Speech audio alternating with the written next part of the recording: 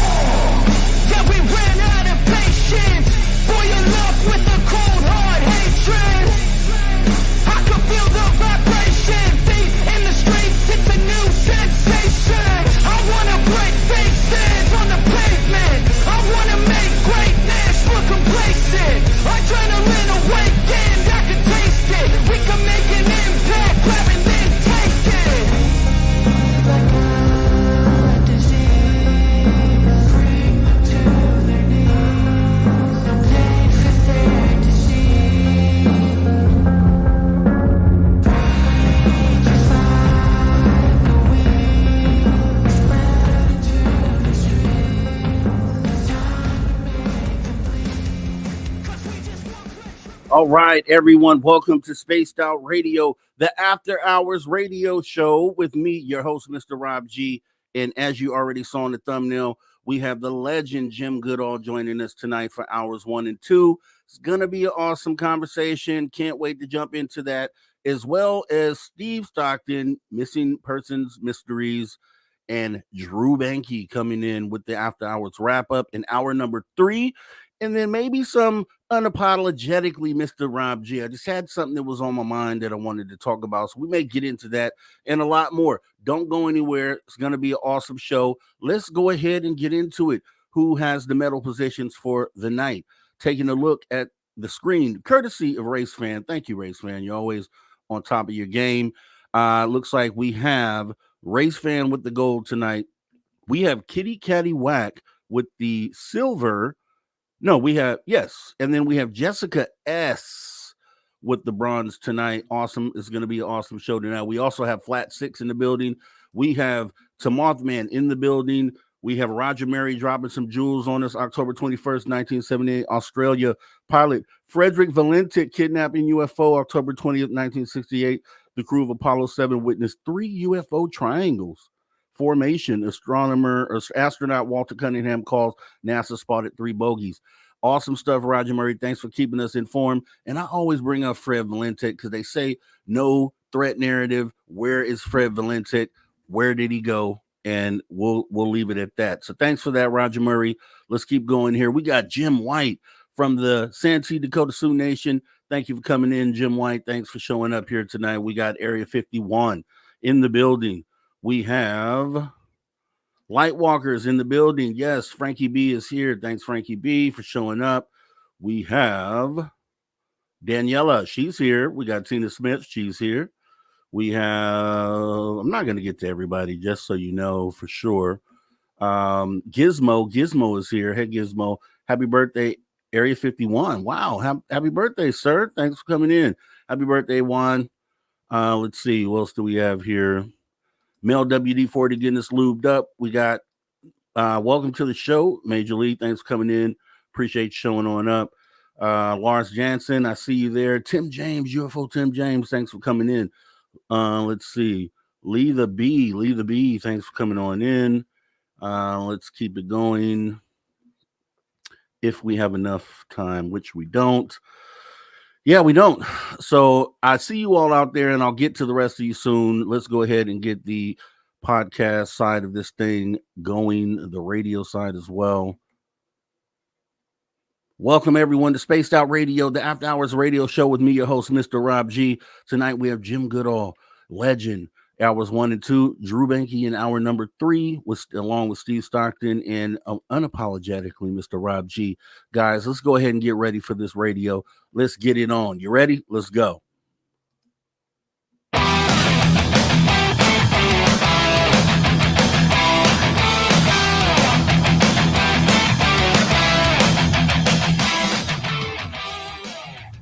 Greetings, space travelers. Welcome home.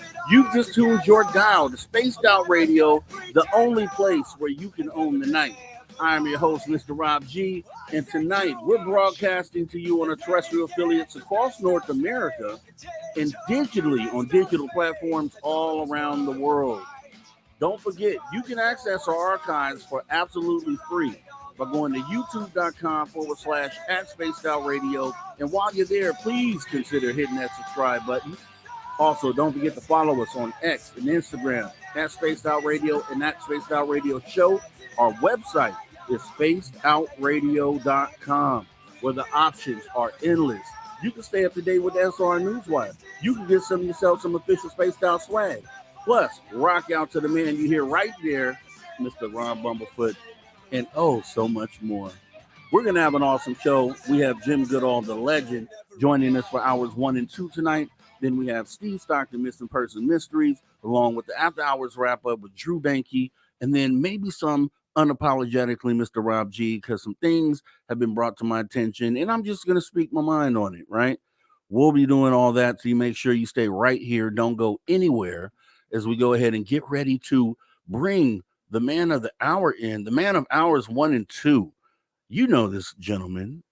You've seen him before. We're going to talk about some really good stuff here. None other than our friend, our family member here, Mr. Jim Goodall. Jim, how are you? It's a delight. It was good seeing you in Reno this last May. I won't be able to make next year's. That's unfortunate. Well, just so you know, we're not even going to have one, Jim, because if you're not coming, we're not going to throw one. We're not going to do it. Yeah. So my sweet wife has severe memory issues, and I can't be that far away from her. Yes, totally understandable. So, love, healing energy, and support going to you, Mr. Goodall. You know, your family, and it's a family thing, man. So, much love and prayers and everything like that. Everybody in the chat as well is going to give you that. You know, it's been a while, Jim. I haven't seen you for a minute, but it was a pleasure meeting you. That was fun. We had a ball. Yeah, we had a ball. Yeah. Dave Scott, that guy is a character. You know, he's a funny guy, real great guy too. Jessica Jones, everybody else that was there that we, you know, it felt like family. It felt like a family gathering. Yeah. And I really cherished the time that we got to spend together for sure. Yeah, I enjoy it too. That's why I've gone last 4 years or 3 years. Wow. Last 3 years, yeah. Okay. So, well, I know you've been on the road lately. I know you had gone on a good road trip. How was the road trip? Went from here. Spent the night in Tulare. We'd been driving for 13 hours, so we decided to check in, and then went and visited my cousin Sal and his wife Brandy up in Benicia. Yeah. He fell into something. He ended up buying a duck hunting club. He was just ready to move from the Bay Area to Colorado, and he had made 4 trips with furniture. Personal stuff. And the moving van was going to come in about 2 weeks when he got a phone call from this hunting club that's been around since the 1890s. Wow. And he said, "I loved your dad." I said, I think the world of you. I want to make you an offer you can't refuse. I'm getting the hell out of California. And I can't think of anybody better to sell this to. So he had 200 acres just north of Sassoon Bay. It's mostly marsh, because it's a duck hunting club. So we spent a day and a night there, then ended up in Seattle. Spent 10 days in Seattle. My wife, because she's losing her memory, I wanted to get her up to the Pacific Northwest and see some of her friends for the very last time when she still remembers. So that was fun. And then I did something I hadn't done in 25 years. I actually went to visit my brother. We're not close. Wow. And there's a lot of reasons for that, but I won't go into it here. But Rosemary said, "We never have to do that again, do we?" And I said, "No." So it was an interesting hour I spent with him, but I did it because my son James asked me to, and he's the most wonderful young man I could ever have hoped for a son. So I tried in 22 that didn't, or in 23, 22, and he wasn't there. I didn't call him. I just showed up at his door, and I called him for his 75th birthday. He didn't respond. But this year I decided, I have to for my son's sake, and I don't know when the next time I'm going to go to Seattle. Because once Rosemary loses most of her memory, there won't be any reason for me to go up there, other than my dearest friend of over 60 years lives there. So, but it was fun. I went over to the sub base at Bangor on Hood Canal. And I've been waiting for, it's 9 years now. So anybody who is trying to get something done with the Navy, sometimes you just have to be really, really patient. It took me 7 years to get on the USS Connecticut to photograph. And that's the second Seawolf fast attack. And I'm waiting to get on the USS Michigan, which is a arsenal boat. It's an Ohio class boat that's 560 feet in length.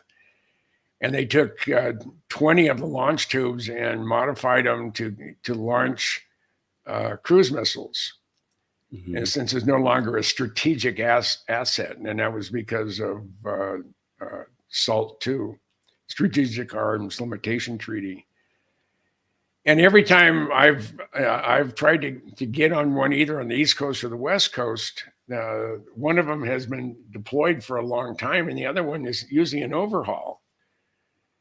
And then when they come in, they swap out pretty fast. So it's, I went and sat down with the public affairs people, and apparently the 3-star admiral who's in charge of all the Pacific Ocean based submarines, both the fast attack and ballistic and arsenal boat, he's assigning a lieutenant commander to make sure that, and this is to quote the PAO, the 3-star says, we have to make sure that Mr. Goodall's photographic request is completed successfully. So that won't happen until January, February timeframe, because they won't tell me when the boat's coming back. That's sensitive information. But he said, yeah, if you want to shoot it now, we've gotten the okay from the skipper. I said, well, where's it at? And he said, oh, it's in Guam. Now, Guam is a long way from Tucson. So I'm not even sure how one would get to Guam. I really don't. I know there's a major city there, but there really isn't. It isn't a tourist destination. So I don't know how many commercial planes go in there. I know none directly from the U.S. I may have to do it. If I did it, I'd have to do it probably out of Hawaii. But I don't even know if that'll do it. But I told him, no, I said, I can't do that when I don't make any money on the books.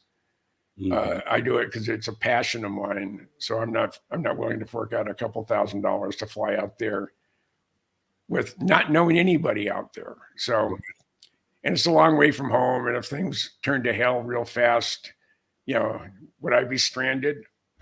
I don't know. I know I could go to the Air Force Base and get on a Space A flight back to the mainland as a retired master sergeant. But I just had to let it go. So I'm going to be waiting on pins and needles come right after Christmas for them to call me, because I will only have about 5 hours, not 5 hours.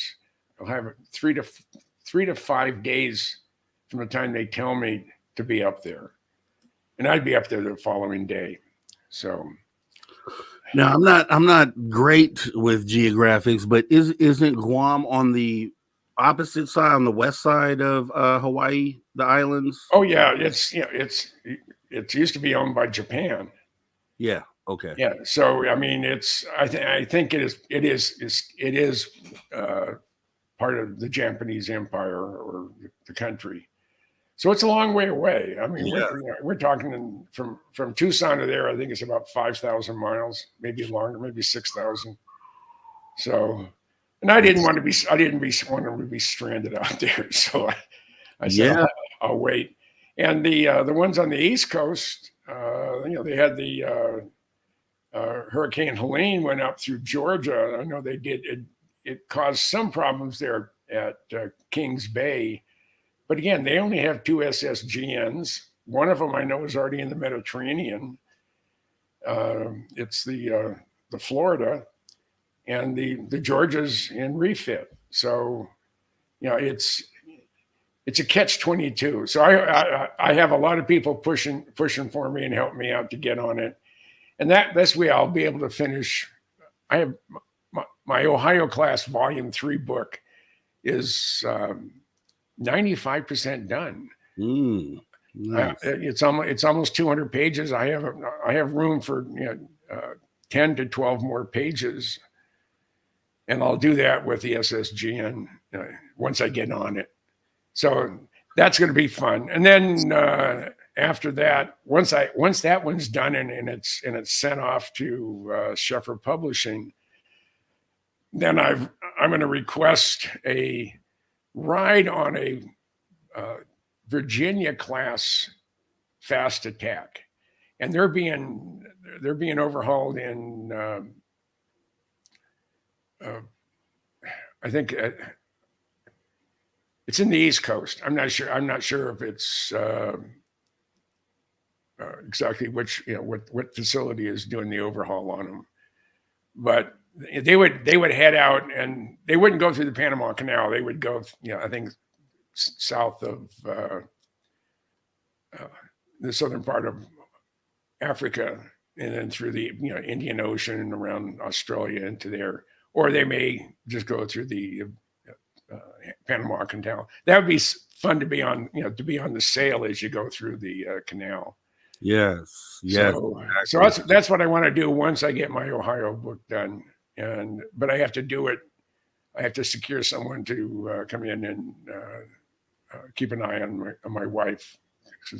I don't want her to get lost or start cooking something and forget about it and burn the house down. So definitely.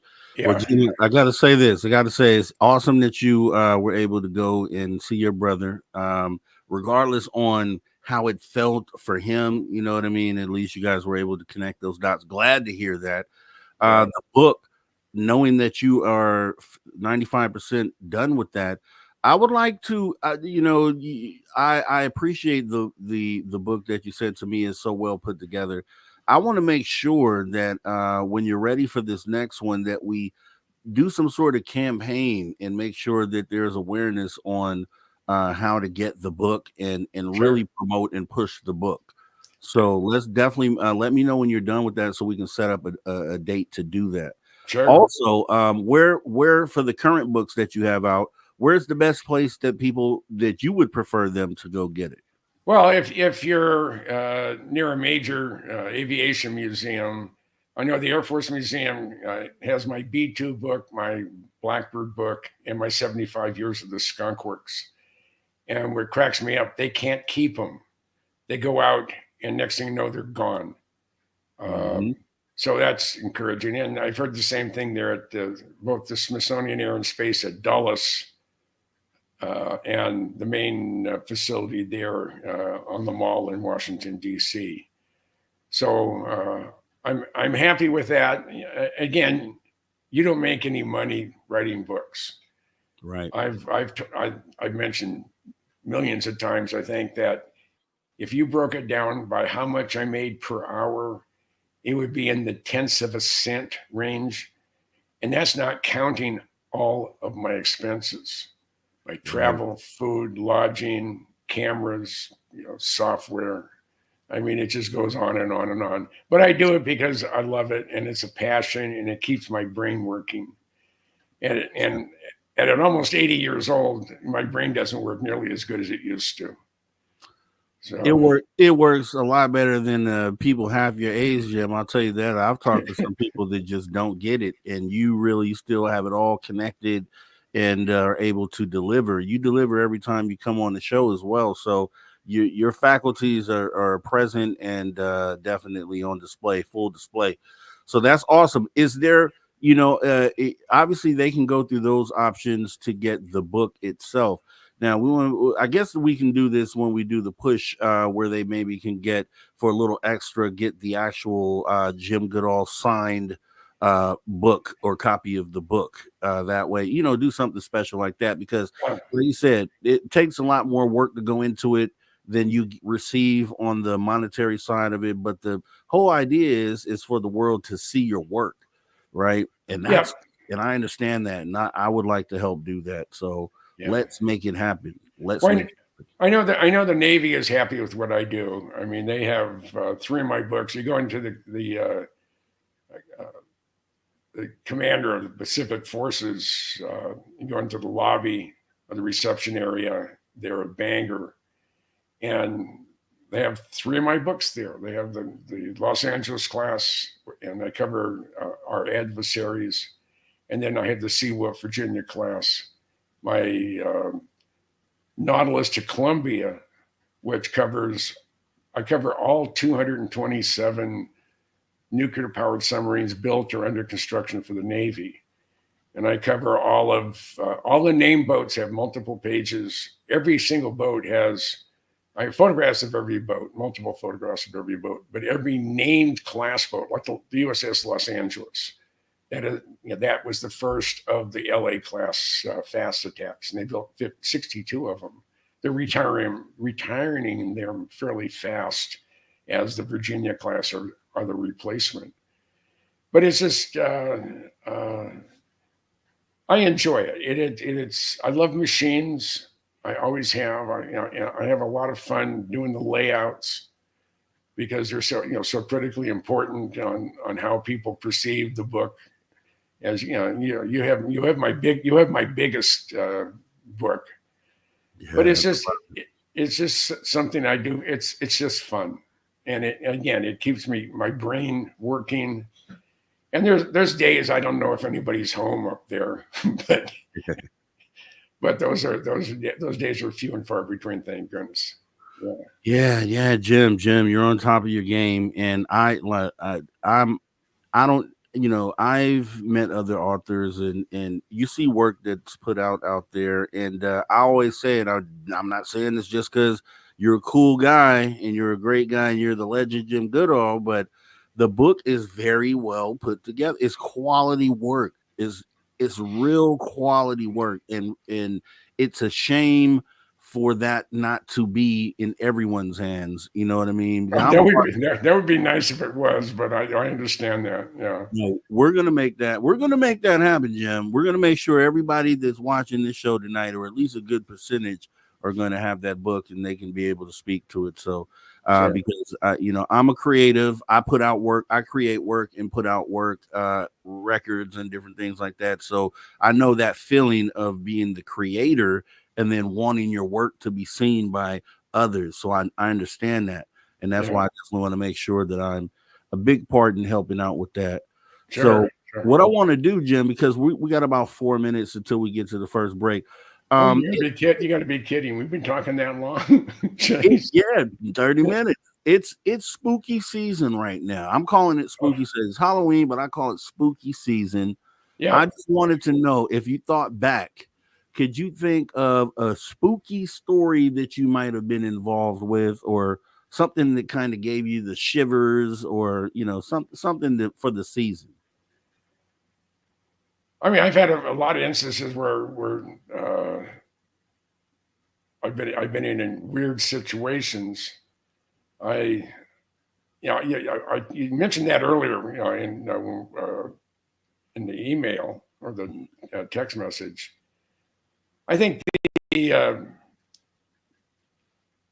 I think sneaking into Area 51 was probably my spookiest thing. And I got in about 3 miles. And this was, it had to be 93, 94 time frame.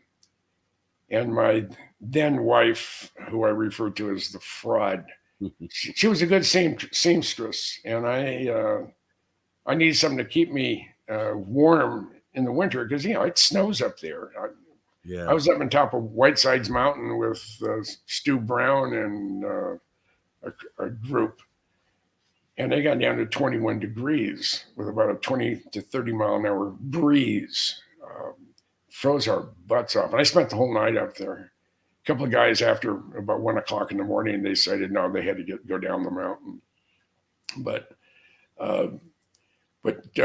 walking into Area 51 from the northern fence line, there's 3 strands of barbed wire. And depending on how you want to get into it, there's some areas that they have fence posts, but they don't have any barbed wire. And I had, she made a poncho for me out of your survival blankets. That's the one with day glow orange on one side and it's aluminumized on the other side. And she sewed in a quilting pattern some infrared suppressive desert camouflage material. Mm-hmm. So it was a full poncho on me with a hoodie, and it was big, and it was 30 degrees as I started walking up and over the various washes to see how close I can get. And after I'd gone through about 3 or 4 of them, I'm about 2.5, 3 miles into the place I'm not supposed to be. No, like that picture right behind me.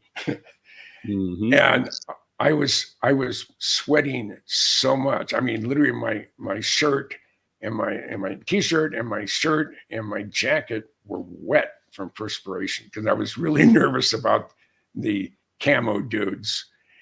And at about 3 miles, I realized I had about 10 more of these things to go across. And I have a strong heart, but I don't know if it was if I was gonna have a heart attack or not out of fear of getting zapped, getting shot, getting arrested, or whatever. So I turned around and made my way back, and I took my poncho off. Literally, I could wring the sweat out of my shirt. It was wow. I probably lost 10 pounds just in perspiration.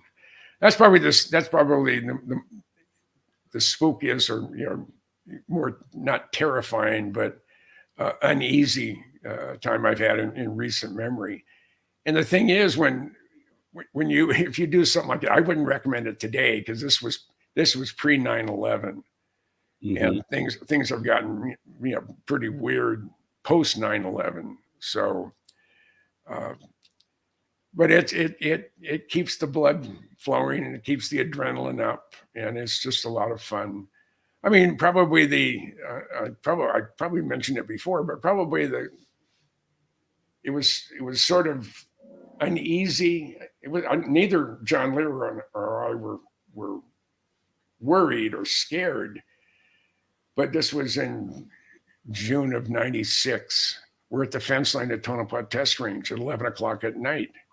Let's hold right there, Jim. Fence line, Tonopah Range, 96. Guys, don't go anywhere. We're going to this quick break as we come back with the guest, our legend, Jim Goodall. Good guy, family member. That and more, because we have a lot more things to talk about right here on the After Hours Radio Show. So make sure you don't go anywhere. Stay right there. We'll be right back. All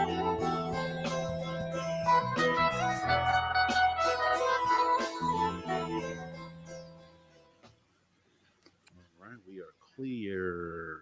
Let's see. I'm going to make sure I write that down. Yeah, it's amazing how fast time flies when I'm on one of these. Yeah, Yeah, definitely. We're gonna have a ball, Jim. We always do. It's gonna be great. Everyone always loves to hear from you, including myself, and it's just gonna be good. I can't wait to get into the meat and potatoes because we have some things that I'm sure people are going to want to hear about. So you guys make sure you don't go anywhere. And I've been seeing your questions out there. Super crazy movie geek. I did see what the post you put in there, and I will ask that question later on tonight.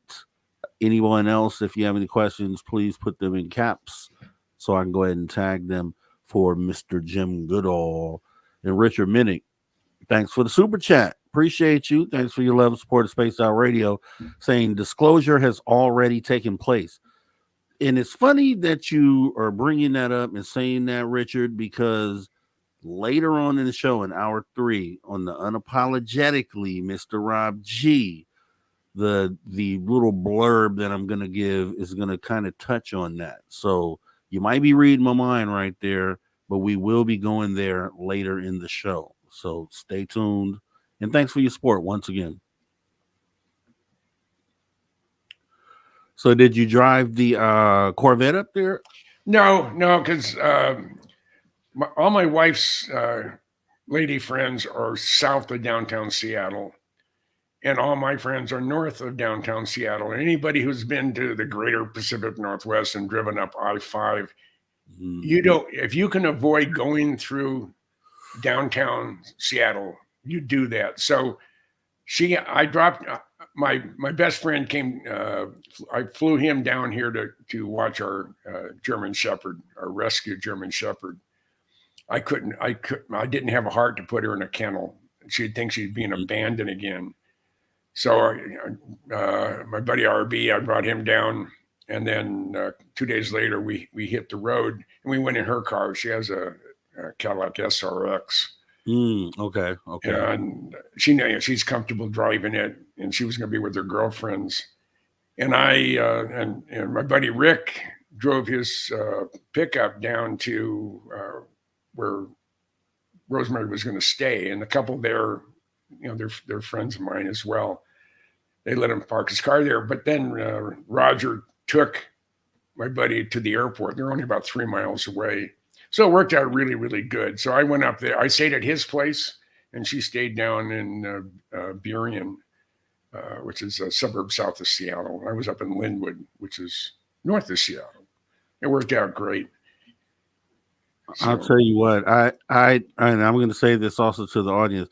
I've driven up there from California up to Seattle many times, and I know you know this, Jim. When you're on the freeway on I-5, you can in California you can go 75, 80, 5 to 10 over the speed limit, but as soon as you hit that Oregon border, the speed limit drops to like 50 miles per hour or something like that, something ridiculous.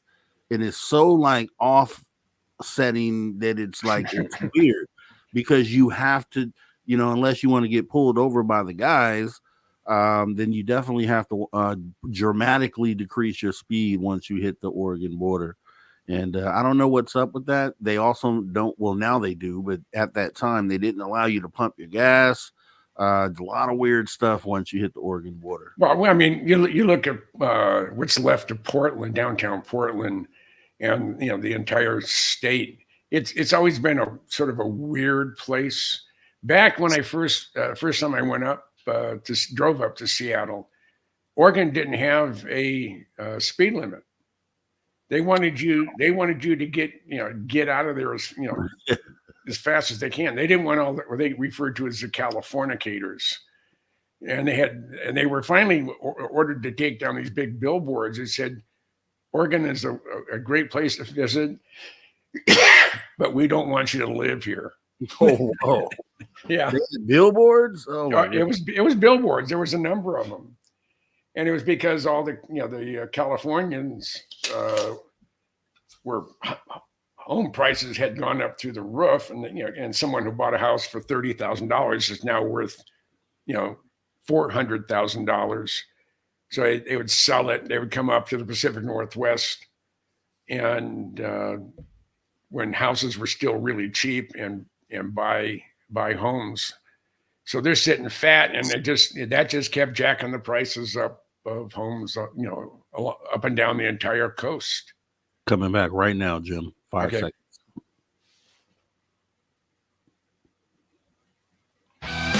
All right, everybody. Welcome back to Spaced Out Radio, the After Hours radio show, coming back here with our guest, the legend, Jim Goodall.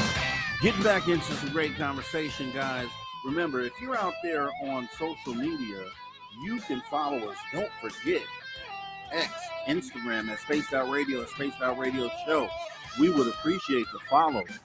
As we go ahead and get back into the conversation with Mr. Goodall here, Jim, we were talking about at the end, you were right in the middle of telling the story about being at the fence. I think you said June 1996. Yeah, I was with John Lear.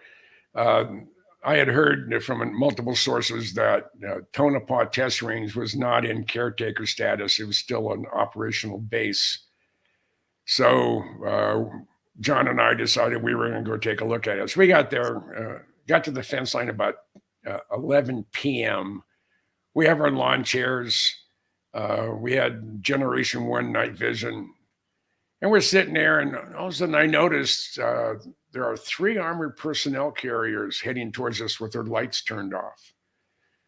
And this is in the restricted area side. There was one coming from the west, one coming from the east, and one coming up from the south. And I stand up and yell real loud, "Hey, we're good guys. We're taxpayers." And all of a sudden we had floodlights on us, and I had 3 little red dots in my chest, and John had 3 little red dots in his chest. And that's always a little bit unnerving, because you don't know if they, am I going to get shot tonight? Right. And about the same time, there was a vehicle coming down the public land side, stopped behind Lear's pickup, came around. It's a security guy in Desert Utilities. He has his hand on his 9mm, and he says, "You're in a restricted area, and I'm ordering you to leave." And I said, "I don't know who you are, but this is public lands. I don't need your permission to be here." And he started getting hostile. He said, "You're in a restricted area." And I pulled my aeronautical map out that gives the longitude and latitude to the second of the restricted area. And I showed it to him, and I said, "And if you look at the base of that fence post next to my buddy, there's a USGS medallion that gives the longitude and latitude." I said, "I can be here for 15 consecutive days without asking anybody's permission. It's public land." And he's really getting upset. "So I want to see some ID." I said, "Well, who are you?" "I'm Captain so-and-so with ASI, Advanced Security, Inc."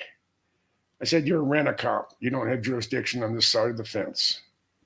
And he's really getting bent out of shape now. And he said, "Hey," says, "I've been deputized by the federal government, state of Nevada, Lincoln, Esmeralda, and Nye County to uphold the laws of the federal government and the state of the United States military and the state of Nevada." And I said, "Well, good for you."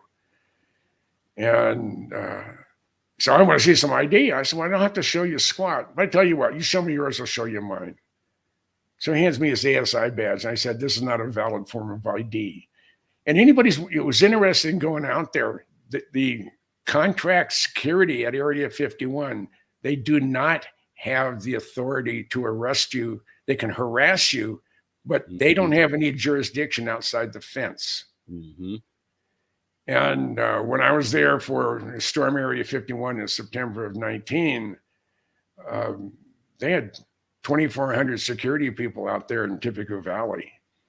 It was, and the word was from the Pentagon that absolutely no one will be allowed to penetrate the perimeter of Area 51. So they had moved all of the non-lethal crowd control equipment, both the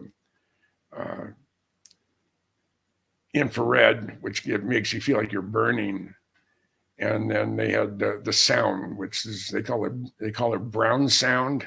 They hit you with extremely low frequency, but real, very high intensity blast, and it makes you vacate your bowels. So if you're trying to storm Area 51 and they hit you with that, your level of enthusiasm is diminished quite a bit with a pants full of poop. So And so we said, well, how can they stop 2 million people from rushing the defense line? Said, shoot the first guy. No, everybody else will turn around and haul out. But so John and I are sitting there. Finally, after he said, he gave me his ASI badge, and I told him it wasn't a valid form of ID. He gave me his Nevada driver's license, and I didn't look. I didn't have my reading glasses on, and it's at night. So I pulled out my license. I lived in Minnesota at the time. And Lear hands it to a guy over on the south side of the fence, who takes it over to the supervisor. The light goes on the inside of the armored personnel carrier, and I hear it very loud. Oh, shit, it's Goodall and Lear. And the lights went off, the red dots went away, and everybody started dispersing. So we knew they weren't going to do anything that night. But my name is still out there. So that was pretty good. But that's almost 30 years ago.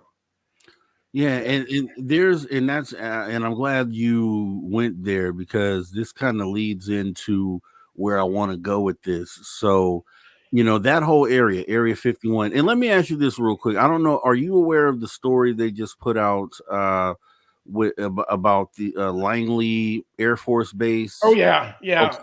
What do you think about that?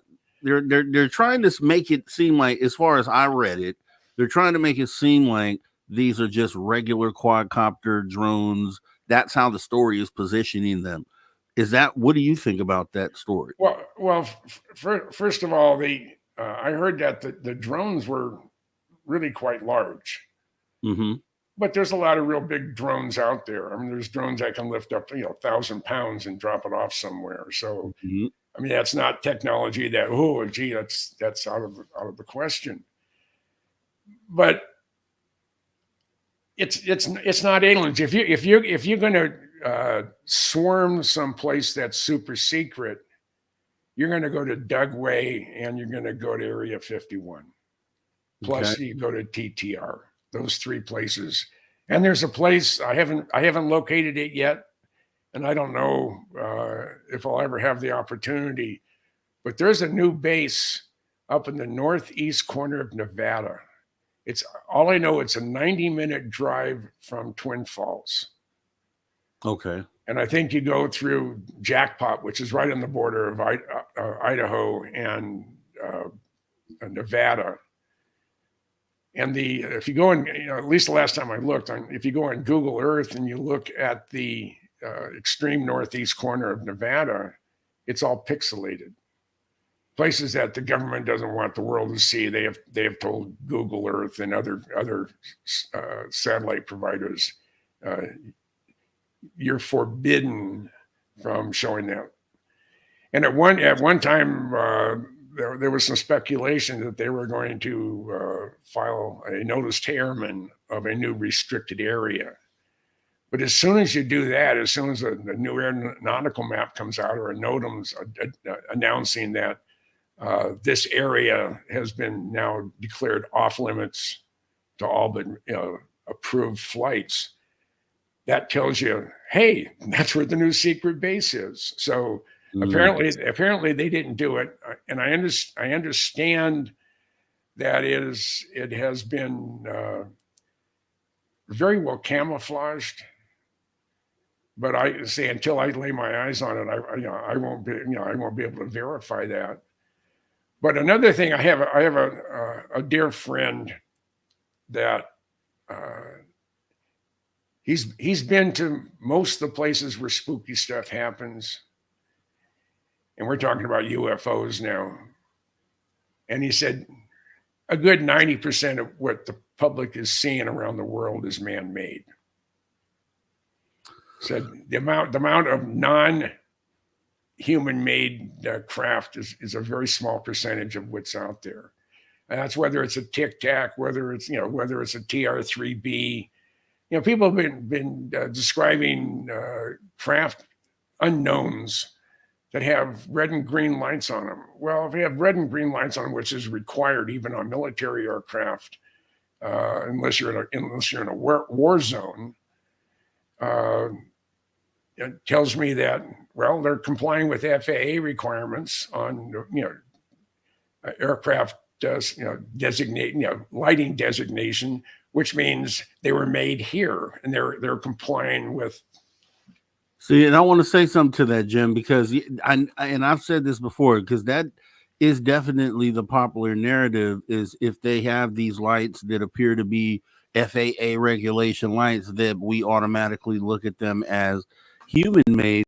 But my theory on that is that if these things that come here in these anomalous craft are as intelligent as we believe they are, then I think the bare basic thing that they would know is if they want to blend in, then they would mimic those particular lights. We know that these anomalous objects can flash all these different colors. We've seen them do that.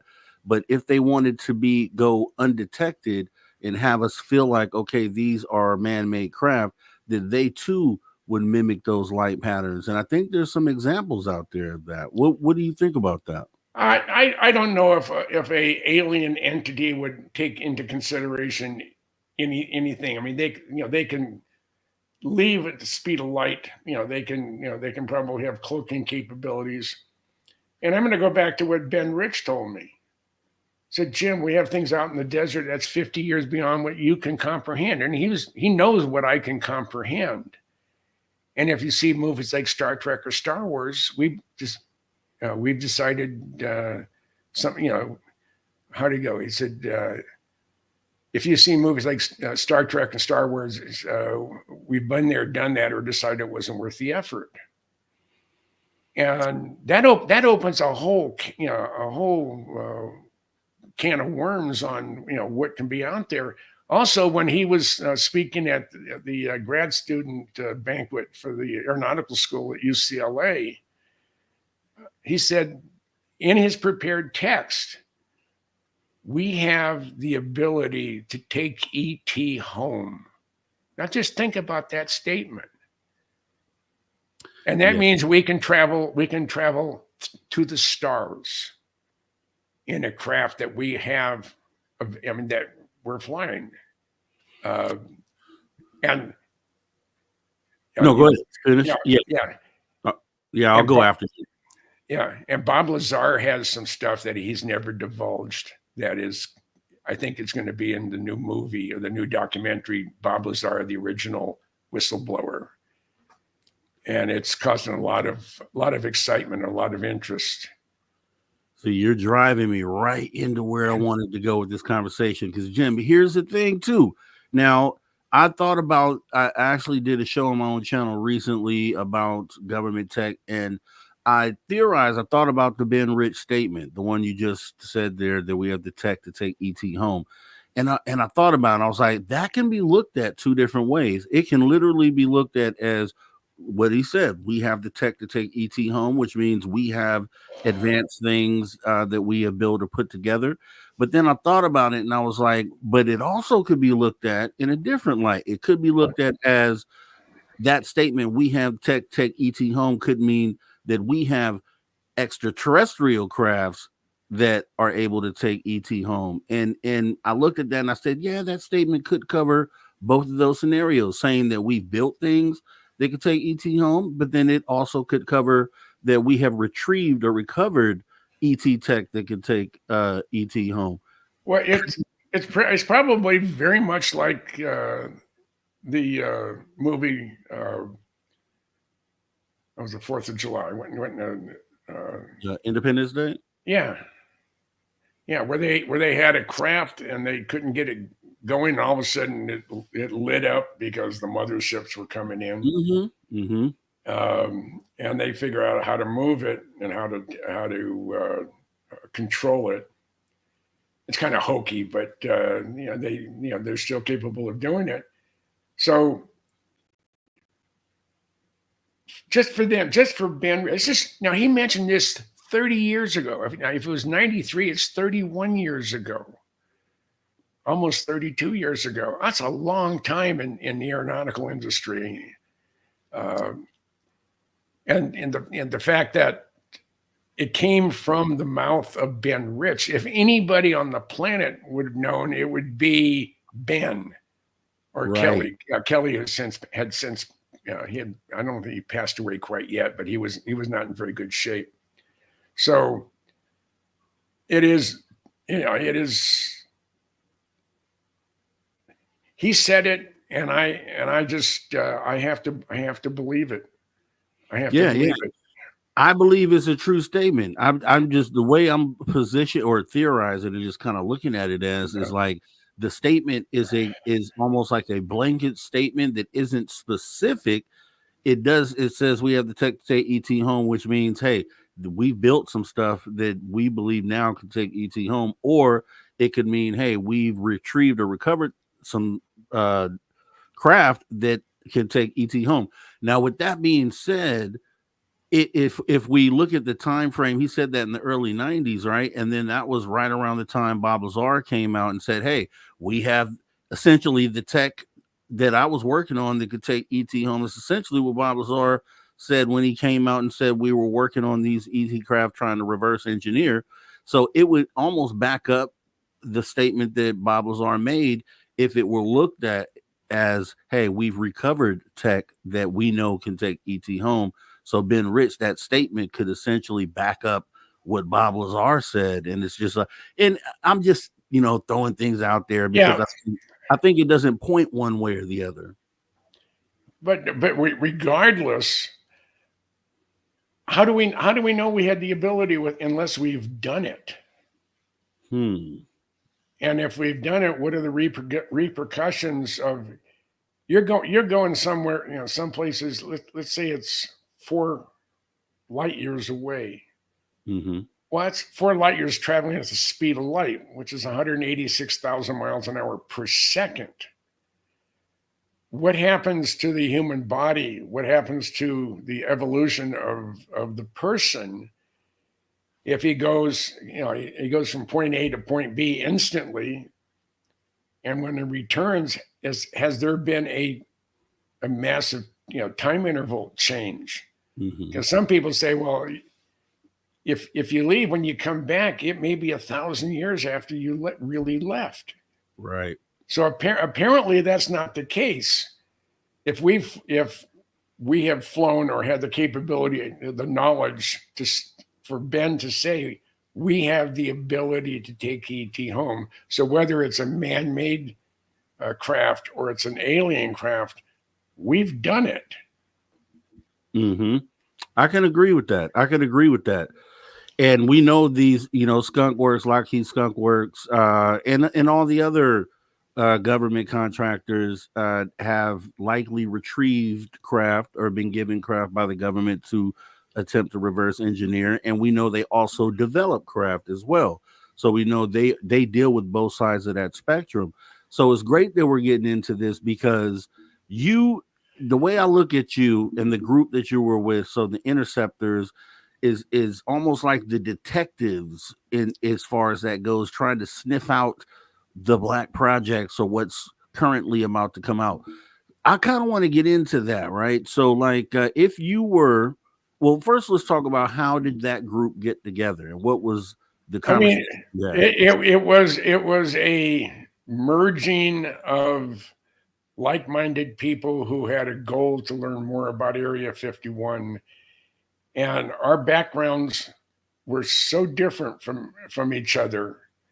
I mean, we had Roger Hill, the chief of police in Tulare. We had Stu Brown, he's the guy in the black jacket standing next to me on the far right. He and I are the only 2 survivors of the majority of the Interceptors. Most of them have passed away one way or the other. But it was about 10 of us. It all focused around the little alien and the Area 51 Research Center that the late Glenn Campbell, not the singer, but the software guy. And it was, and we had Michael Dornheim from Aviation Week. We had Jim Bakos, and he went, and everybody had their own nickname. And it wasn't that you chose a name; it was given to you. Michael Dornheim, who's very, very mostly Irish, he was Mohammed. he was the Ayatollah, because he had black hair and a full black beard, and if he put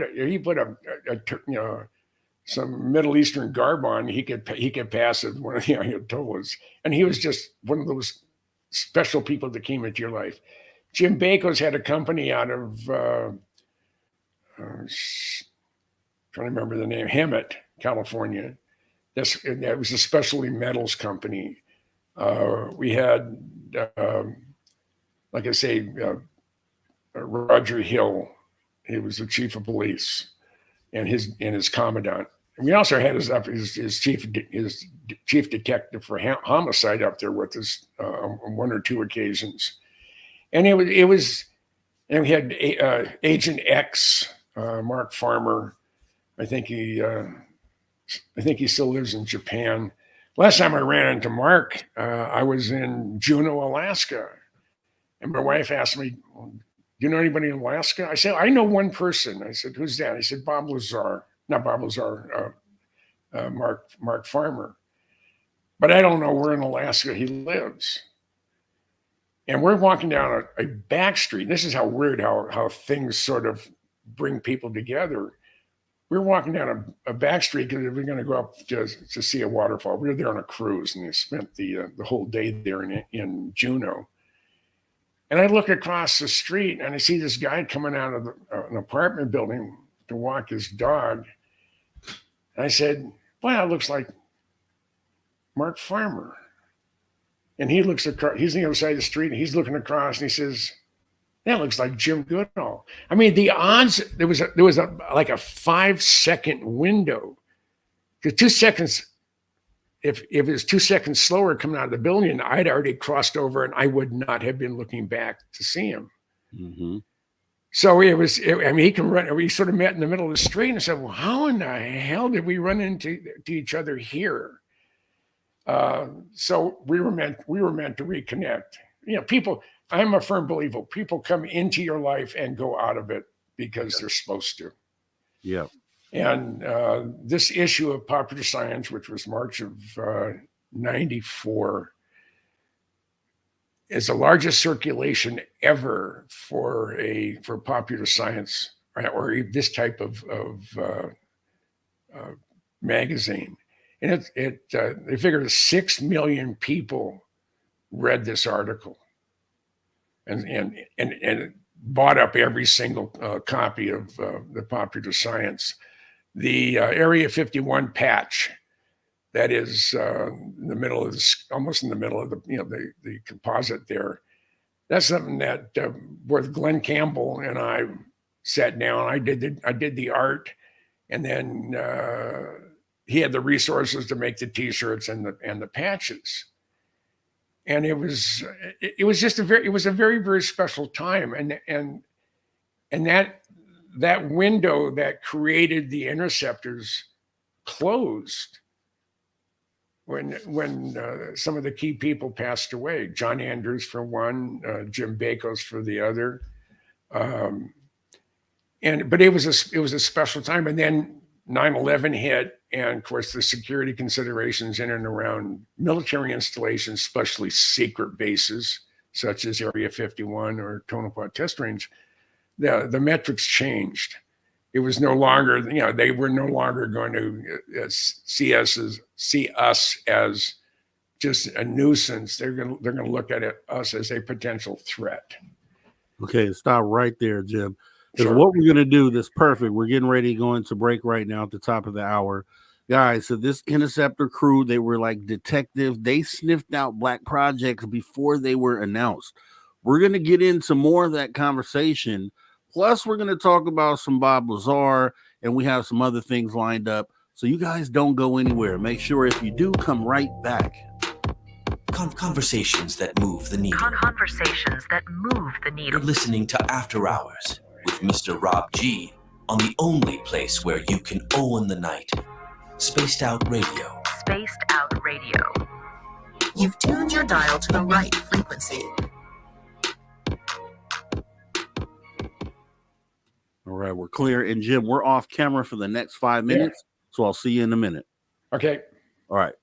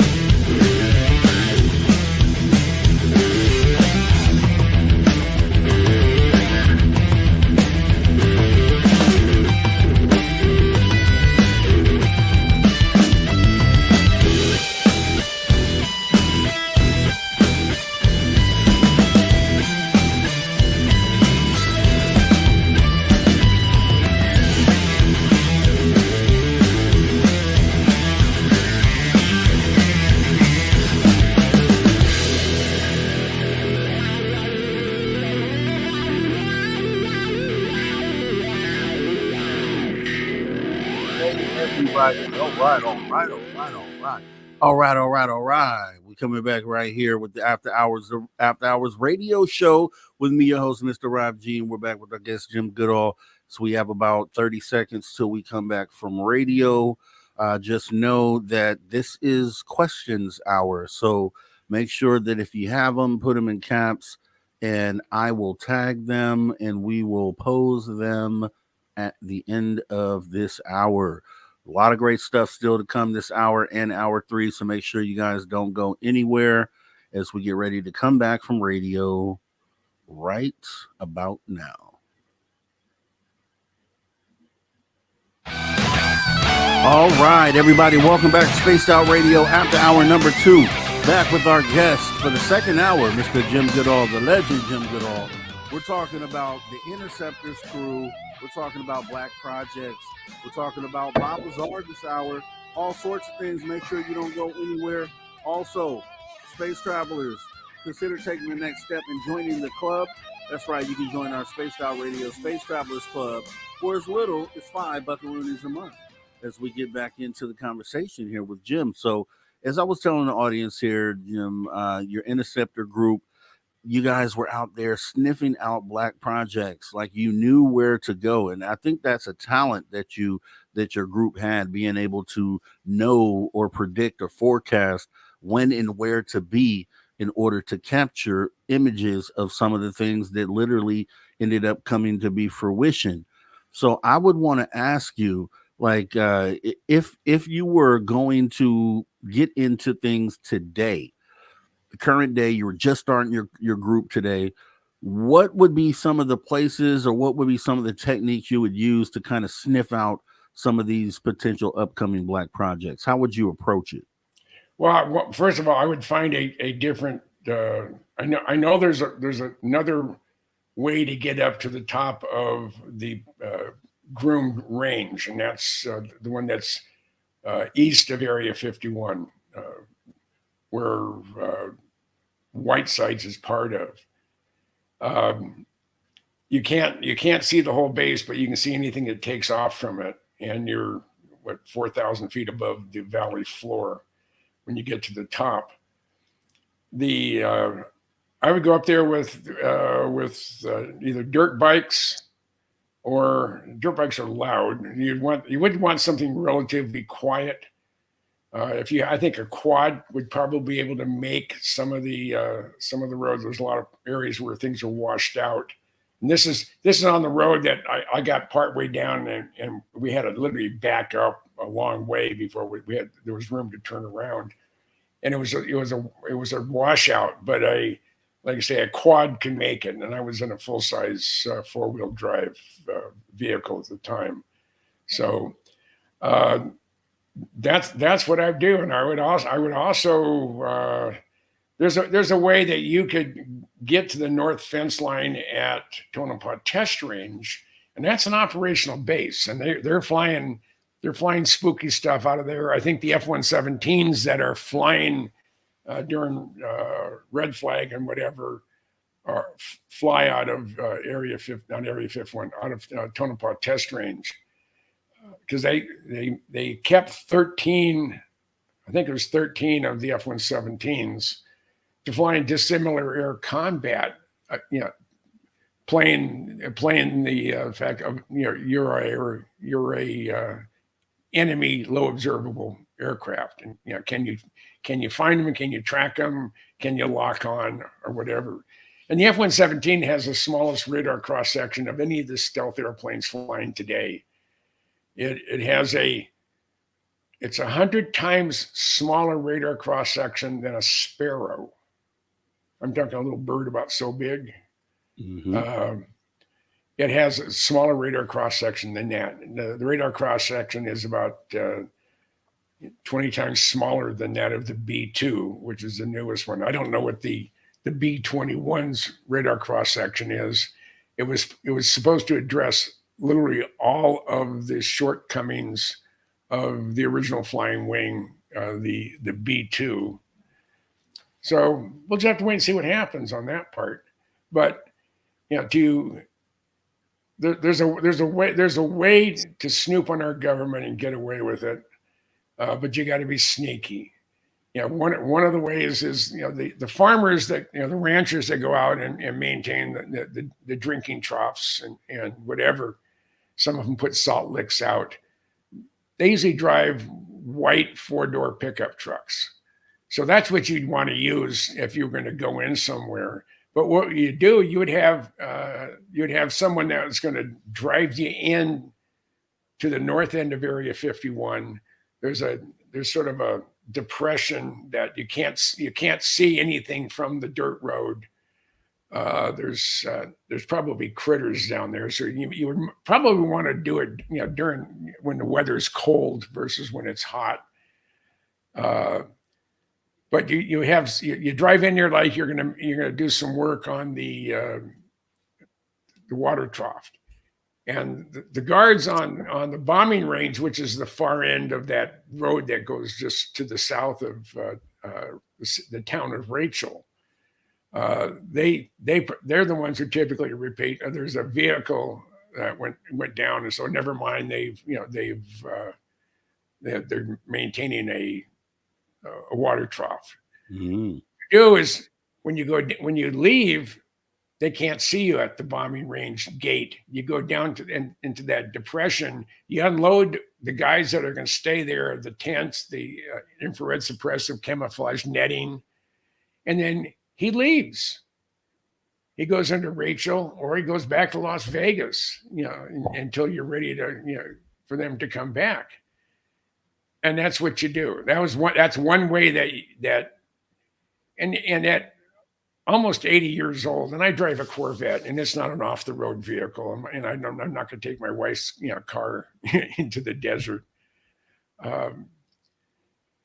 But anybody who wants to do it, I mean, if they want to get hold of me and say, okay, you show me or tell me, where to turn off and everything else, I'll give them all the coordinates. Yeah. Both at Tonopah Test Range and at Area 51.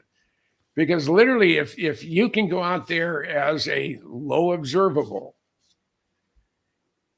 and they don't detect you, you're in a position where you have the chance of seeing something that they typically don't want you to see, because they'll do a sweep of the area with a pavehawk, and they're going to be looking for anybody who's out there.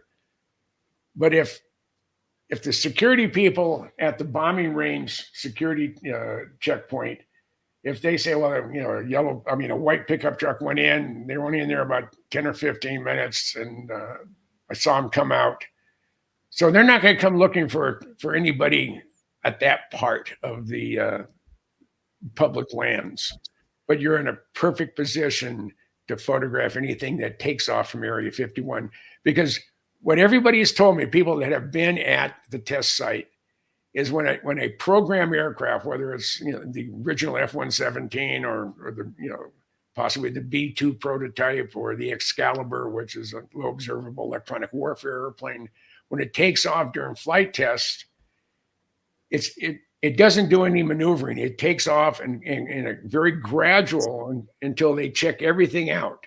And it's usually past the fence line before they can turn back into the bombing range and into the confines of Area 51.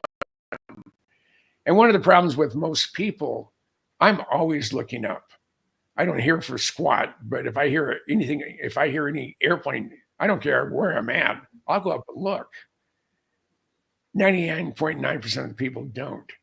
But if anybody wants to do that, I'll contact me through Spaced Out Radio.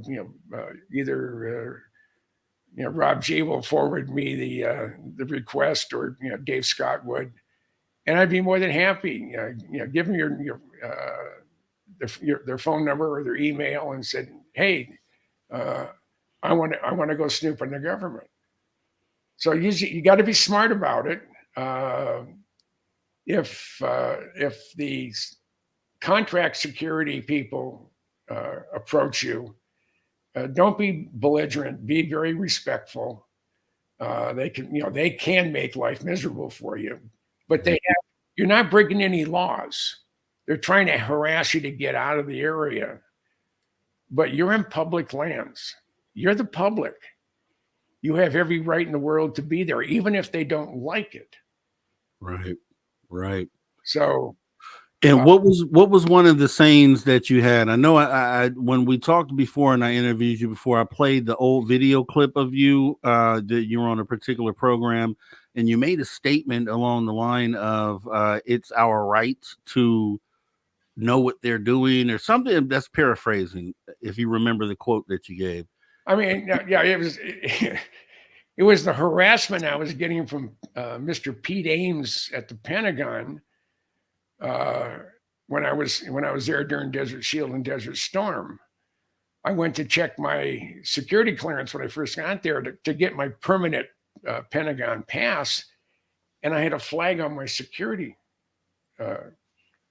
file, and with a flag on it, which means I'm under investigation for something. And I knew who did it, and I knew what department it was, and it was the Special Projects Group.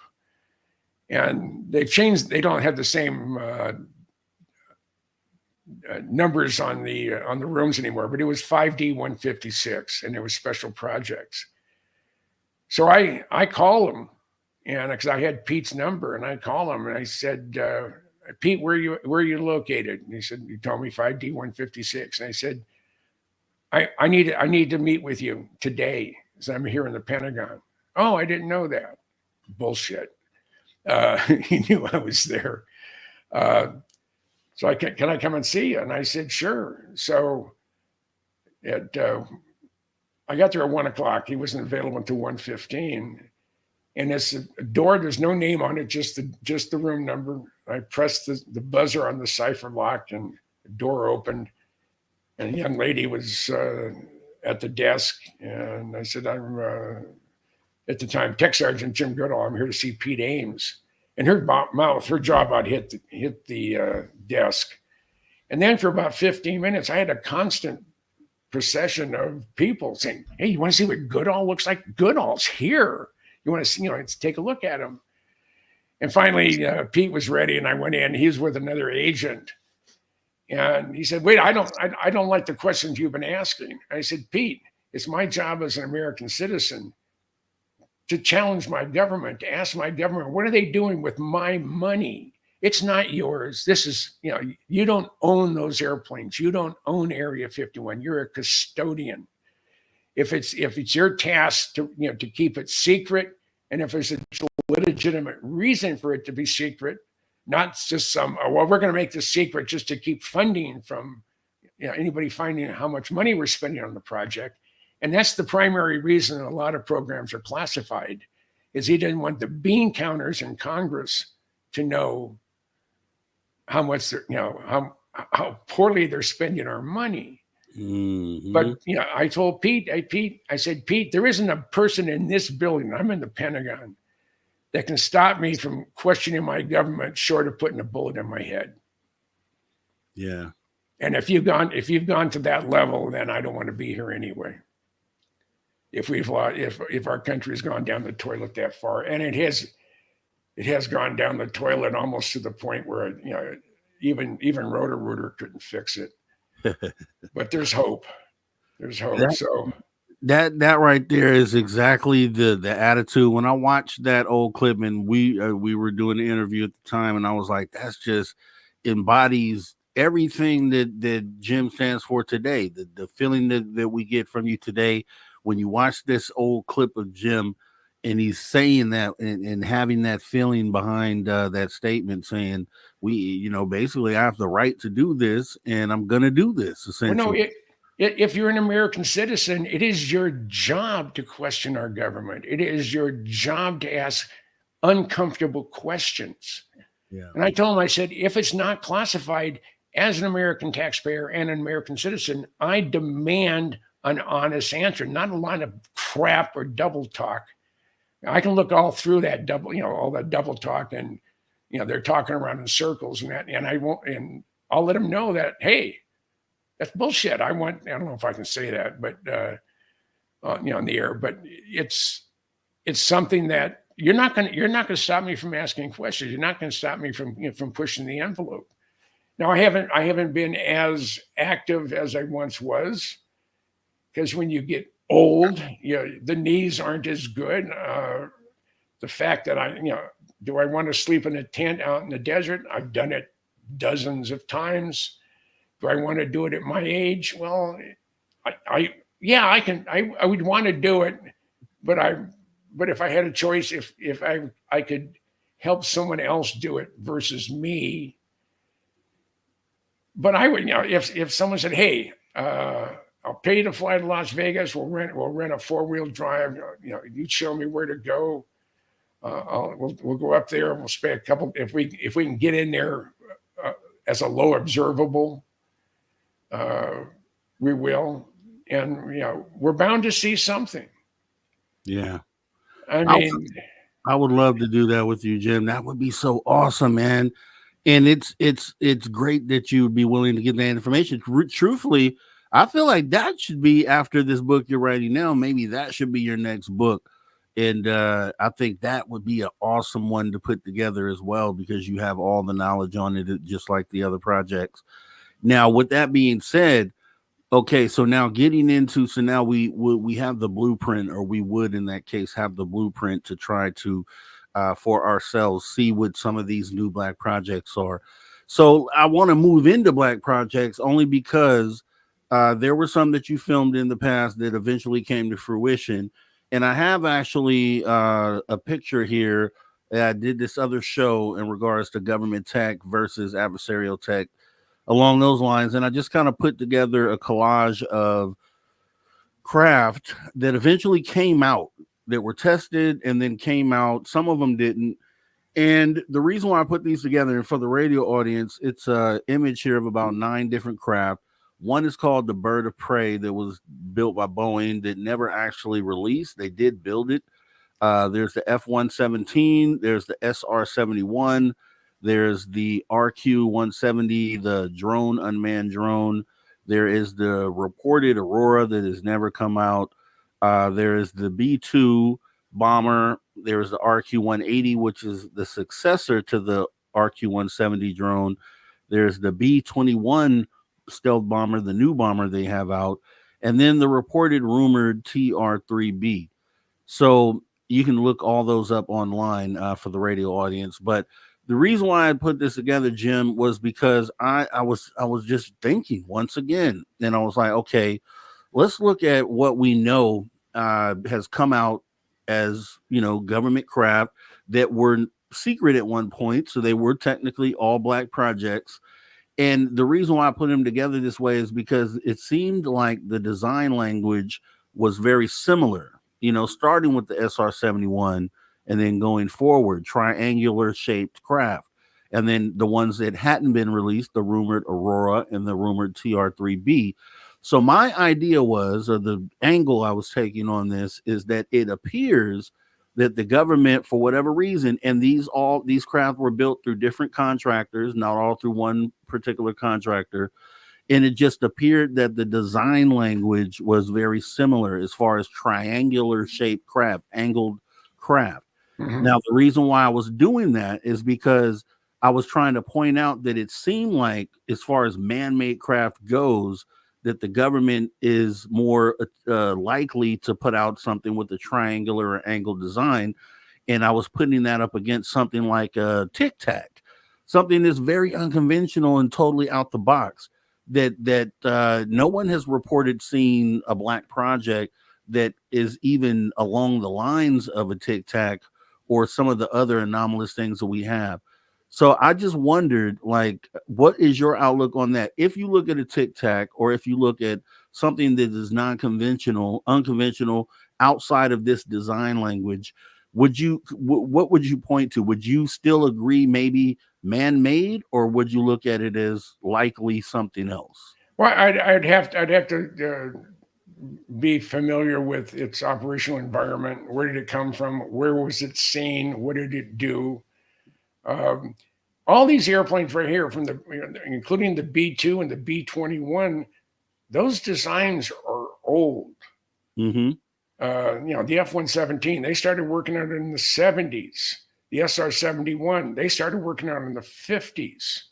the bird of prey, that was a technology demonstrator for they have the Boeing logo on it, but it was initially built before they merged, and it was McDonnell Douglas. Okay. And it was to show and it cost $65 million and it was internally funded at McDonnell Douglas. They wanted to show the government that they could build a low observable platform cheap, not $100 million, for the development or $1 billion for the development, but that was a grand total of $65 million, including the design, the building, and the flight testing of it. So the RQ-170 is an old bird. Same with the RQ-180. Aurora has been suspected flying since 81 was some of the first sonic booms. Is the Aurora real? I mean, everybody that I've talked to about what I thought the purpose of it was, why it was designed, none of them disagree with me. And these are people who would know the difference. The only one that's really new to the general public is the B-21, but that could almost be called the B-2C, right? Because it's an evolution of the original airplane. It doesn't have a 172-foot wingspan. It's closer to 135 feet. So it's a smaller airplane with a single weapons bay versus a double weapons bay. And it appears now, instead of having 4 engines, it has 2. And it's a high bypass turbofan. So, but that's not using any gee-whiz technology. The TR-3B, now there are videos of a TR-3A being flown. It was like an RC model, and it was a Teledyne Ryan, which would be accurate for the TR part of it. And it was in a triangle like what's being shown down in the lower right-hand corner. But again, that's not new. Mm-hmm. That's 20 or 30 years old. But you bring up a great point when you say evolution, and that's essentially what I'm trying to say here. Is just it seems like that each model of whatever, even though a lot of these were being developed maybe 20, 30 years ago, most recently the B-21 came out, and so you'd assume it's been developed since the 90s, maybe late 80s, 90s, 2000. So with that being said, I'm just saying it just seems like that each one is an evolutionary step forward from the previous, and so you would assume that the next thing that comes out that they're currently working on would probably be an evolution off of the things that we're seeing on the screen. So still continuing the same language, but just perfected or taken further down the path. But I'm just trying to say, where do you all of a sudden see a tic-tac shaped craft just come out of development when this has been the design language of the past? And I'm just trying to how that makes. These are 30 or 40-year-old designs.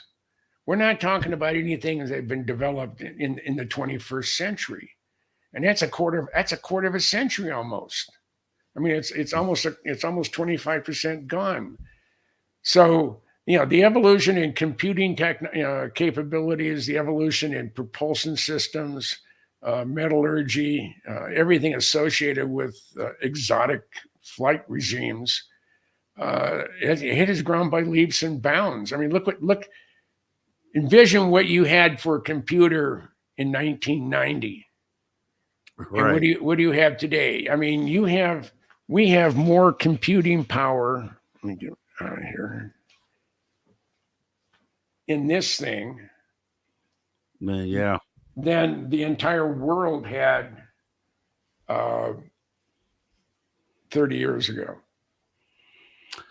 Yeah, I agree with you. Jim. It just, and this is where we kind of further the conversation, because just mental exercise. I mean, you make a lot of good points here.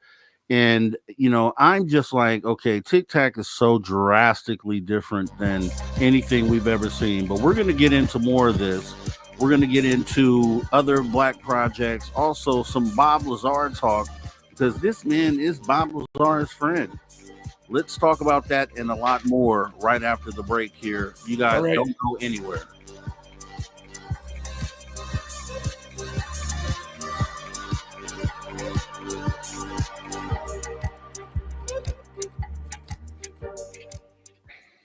All right, we are clear. Awesome stuff, Mr. Goodall. Well, I mean, and we can get into more once we're off the break. I know there's still people listening on the video part, but the evolution. When the F-117 was unveiled, I mean, everybody, wow, you built an airplane with absolutely no curves on it. There's nothing but flat panels. It's not supposed to fly. And Ben said that's he is the most proud of the F-117 of all the airplanes that he had his hand in. The F-117 is his baby because he said it's the best flying of any airplane he's ever, he ever was part of. Now it flies with computers. You can't fly without it. But he said, as you take off, you don't even have to touch the stick. You advance the throttle, and when you hit V1, the nose comes up. V2, you're in the air, and it starts climbing, and it's a beautiful climb without any input from the pilot. He said it's, and it doesn't. You can't pick it up on radar unless the door jams open, like the one over in Kosovo here back in the 90s. But the technology has moved so fast. Look at iPhones. You're a mid-1990s iPhone, an iPhone 1 or an iPhone 3. Now you look at the new iPhone 16 or whatever it is, whatever number it is now, and the resolution of the camera and the speed and the amount of memory. It's amazing. And nothing is static. I mean, in this area, you're dealing with billions, if not trillions of dollars of potential for the company. You're going to push the envelope, especially if you have the talent to do it. And companies like Lockheed, I don't like. I mean, what's Lockheed Martin? I don't even like. I don't put Lockheed Martin when I say the Skunk Works. I'll either say the Skunk Works or I'll go LM Skunk Works because it is the Lockheed Skunk Works. It really. But that's just a burr in my bonnet.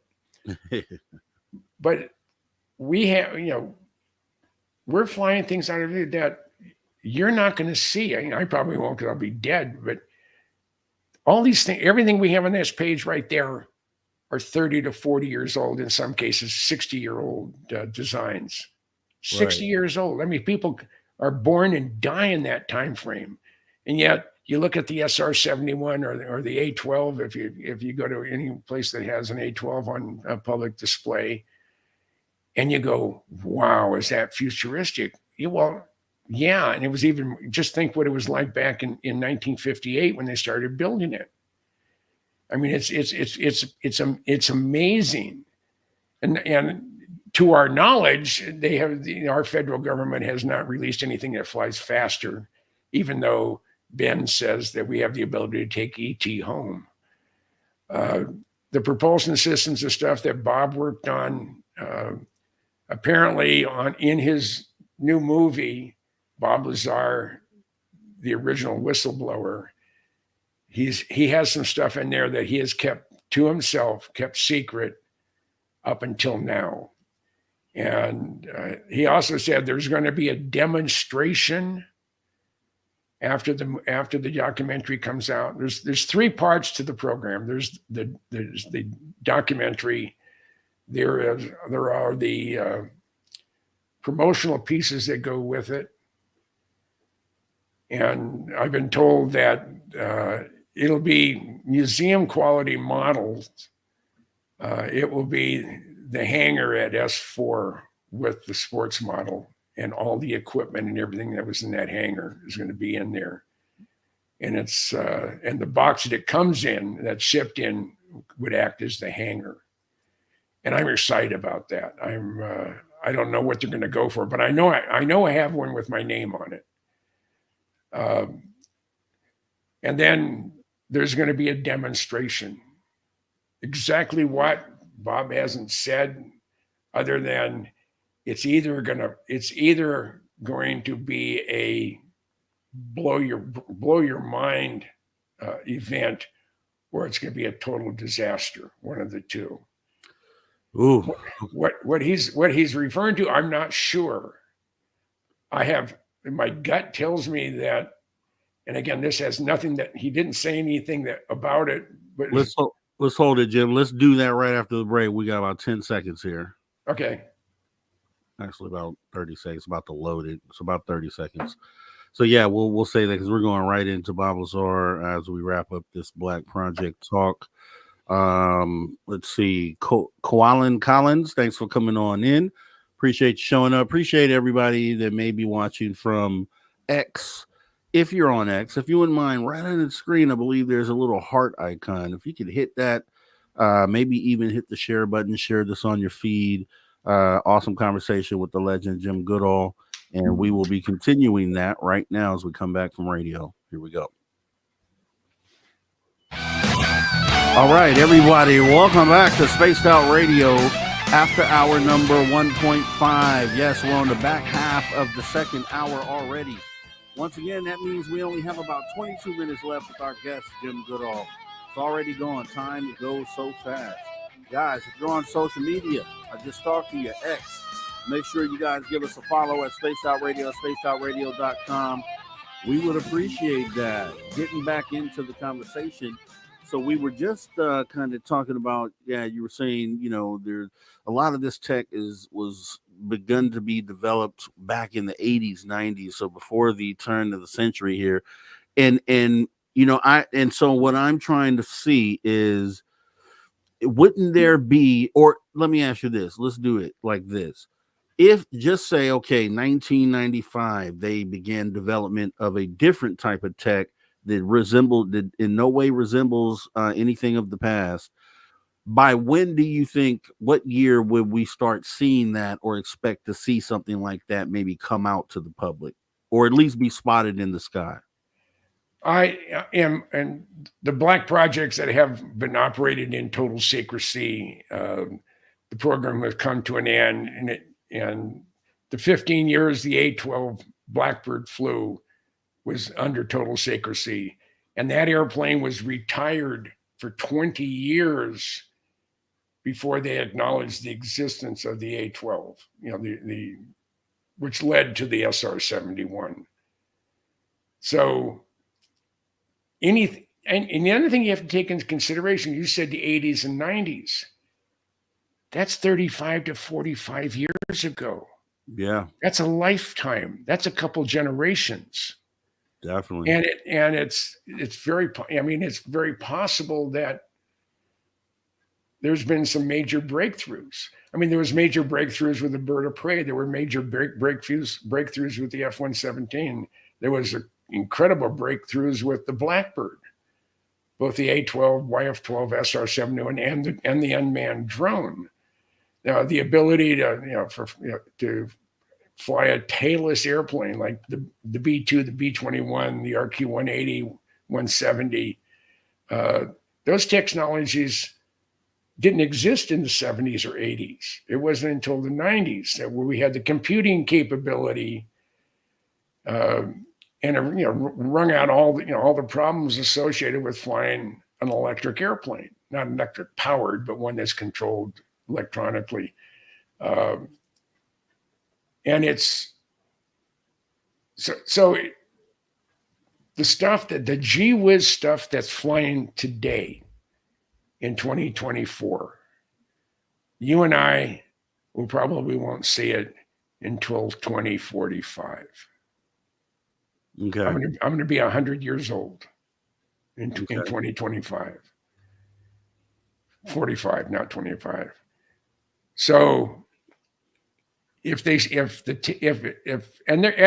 eventually will have to release it, because even the best laid plans and the best crews and the attention to detail, they still crash.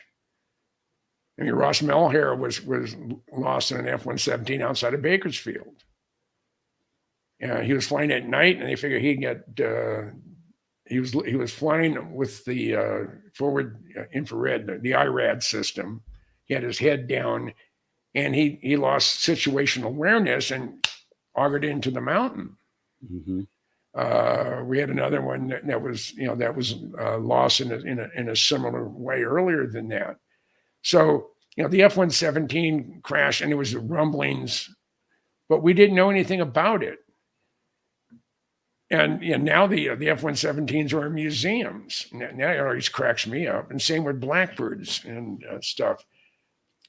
But the gee whiz stuff that's flying today, that's flying under the veil of secrecy, our adversaries, I got to believe that the Chinese have sensors or cameras in the production facilities. They may not, Northrop Grumman or Lockheed Martin would have no idea that that's happening. But Ben Rich told me, he said, I would be willing to bet any amount of money that if we knew absolutely everybody's background here at the Skunk Works, this is when it was still at Burbank, I'd be willing to bet there are anywhere from 5 to 10 at the time Soviet spies working at the Skunk Works in highly classified locations within the Skunk Works. Because the way the bad guys do it is they'll take some single mom who has a bright boy, but dad is bailed.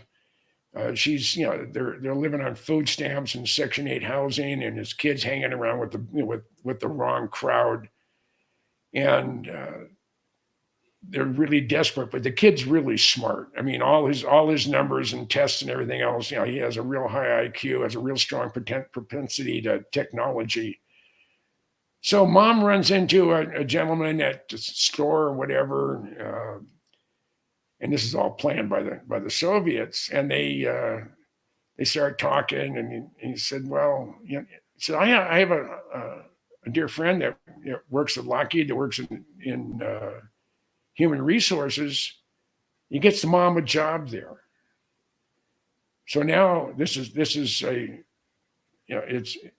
it's a success story. Mom is no longer living hand to mouth, and she has a good paying job. She has benefits. She can get her teeth fixed and go to the doctor without worrying how I'm going to pay for it. And little Johnny, who is 12 or 13 years old, was taken under the wing of Uncle Igor. He starts paying for tutors, spending a lot of time with the kid. Mom moves into a new house or apartment or condo in a good school district that Uncle Igor said, "Hey, this is where you want little Johnny to go to school."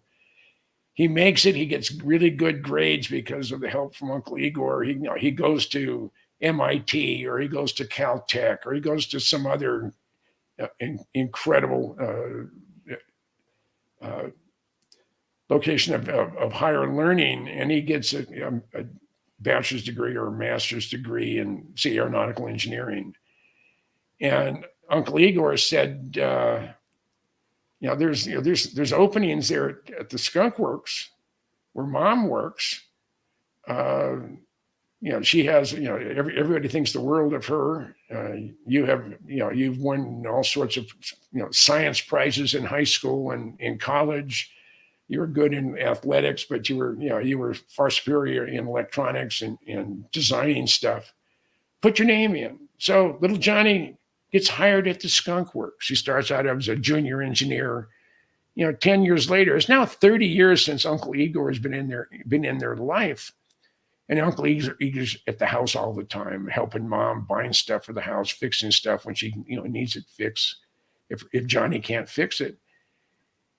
And finally one day, Uncle Igor is talking to little Johnny, and I said, what are you really working on at the Skunk Works? I said, "Unc, I can't tell you." I said, "Hey, look, you've known me your entire life.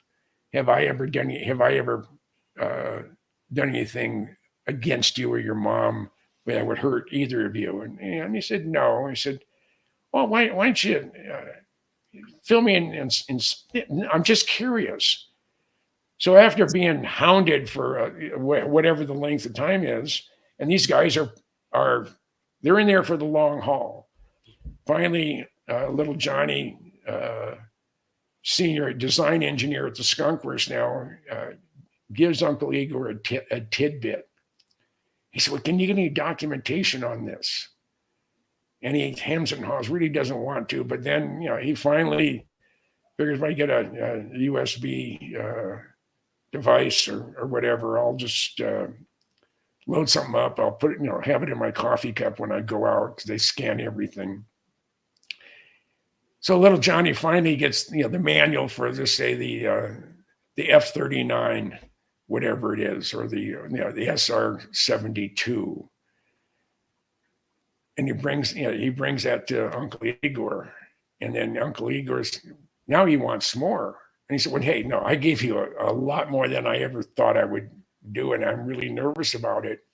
And then Uncle Igor turns vicious, and he said, I have evidence that you've committed espionage, spying on the Skunk Works. You're either going to agree to help me, or I'm going to turn you into the FBI as being a spy. Wow. So now this kid who has trusted this man for 25 or 35 years, however long, he is now beholden to the man. The man holds his jewels right in his hand, and he has a pair of scissors, and said, you're either going to do this or I'm going to end you. And that is how the Soviets, and I'm sure the Chinese, are doing the same things.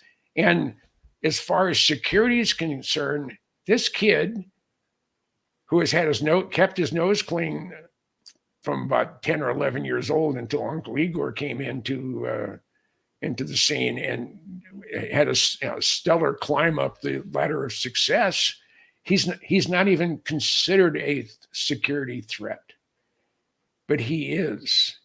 And he will do anything to keep his mom from being fired and from him going to prison.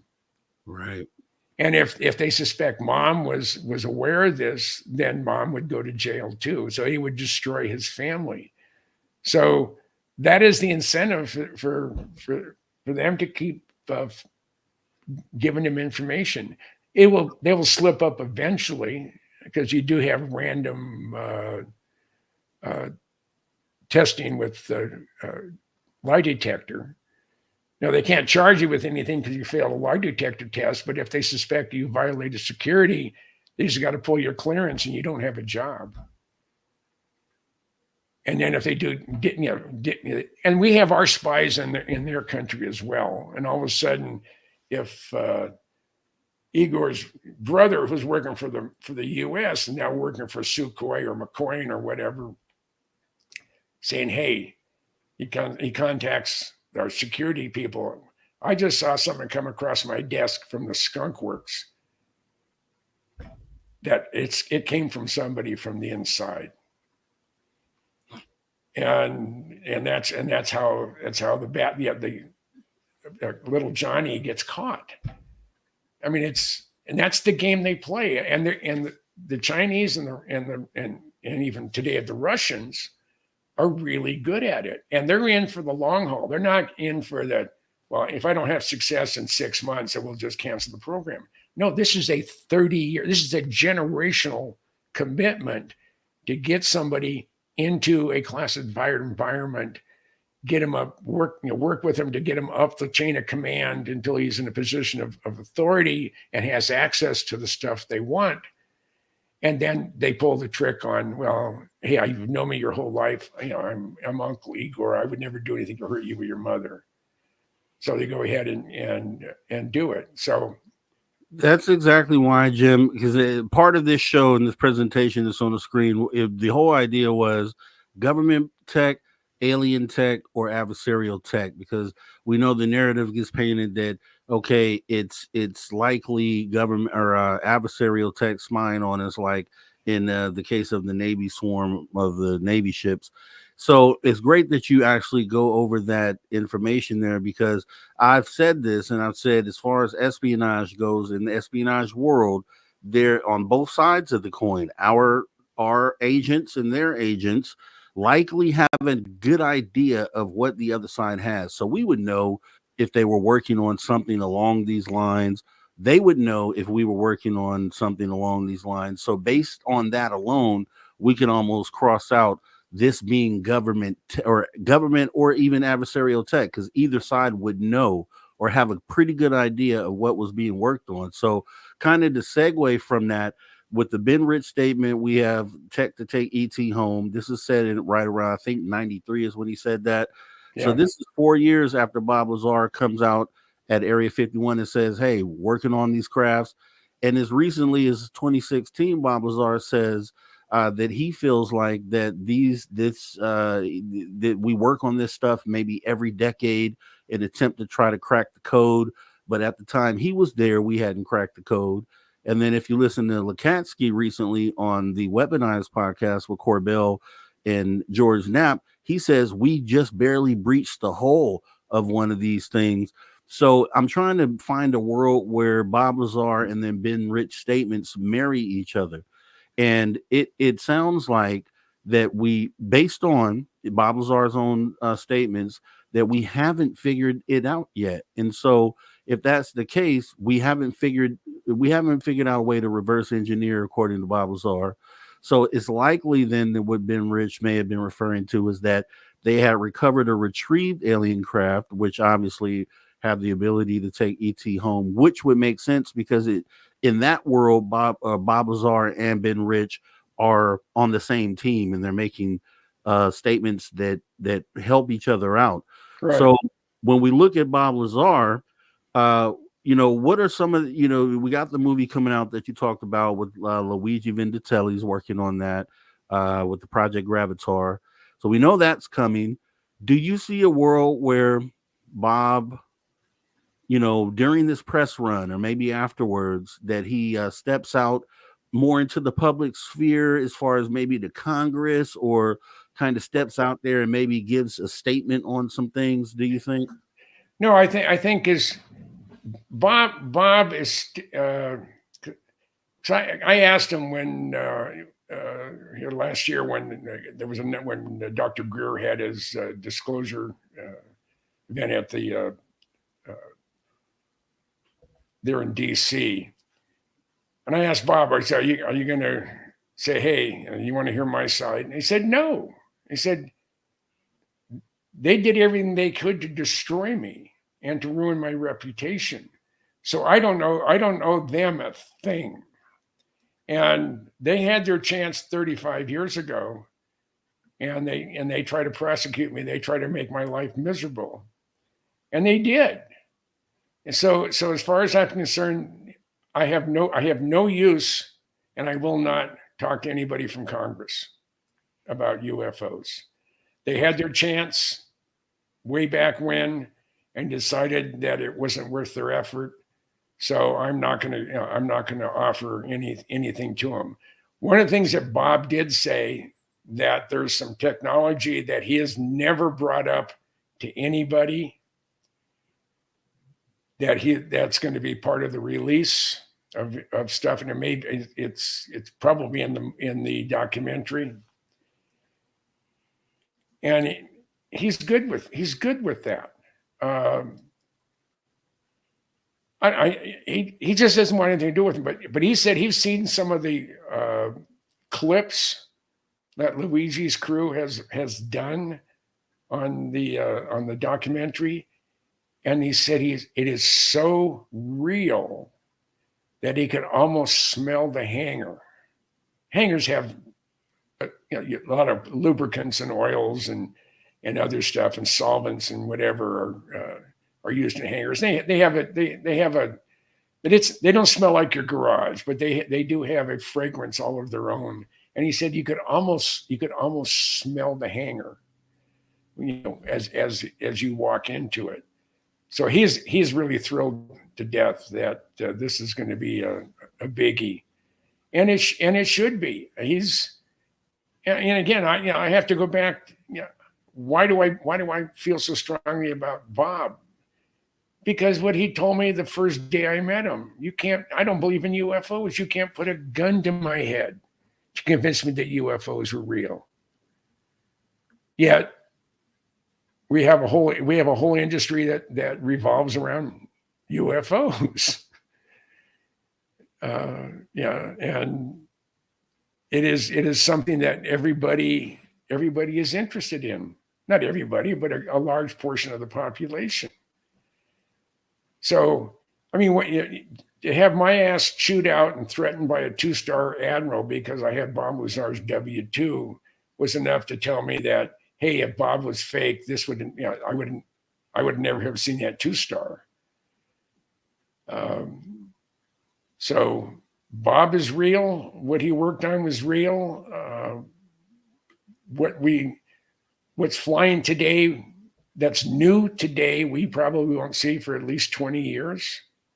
They're going to keep it classified, and probably the catalyst that will force our government to release something on whatever they're flying is if one is lost and crashes in Los Angeles or San Francisco, or in downtown Denver, or out in Kansas somewhere, but near a big city where it's the civilian population arrives before the military does.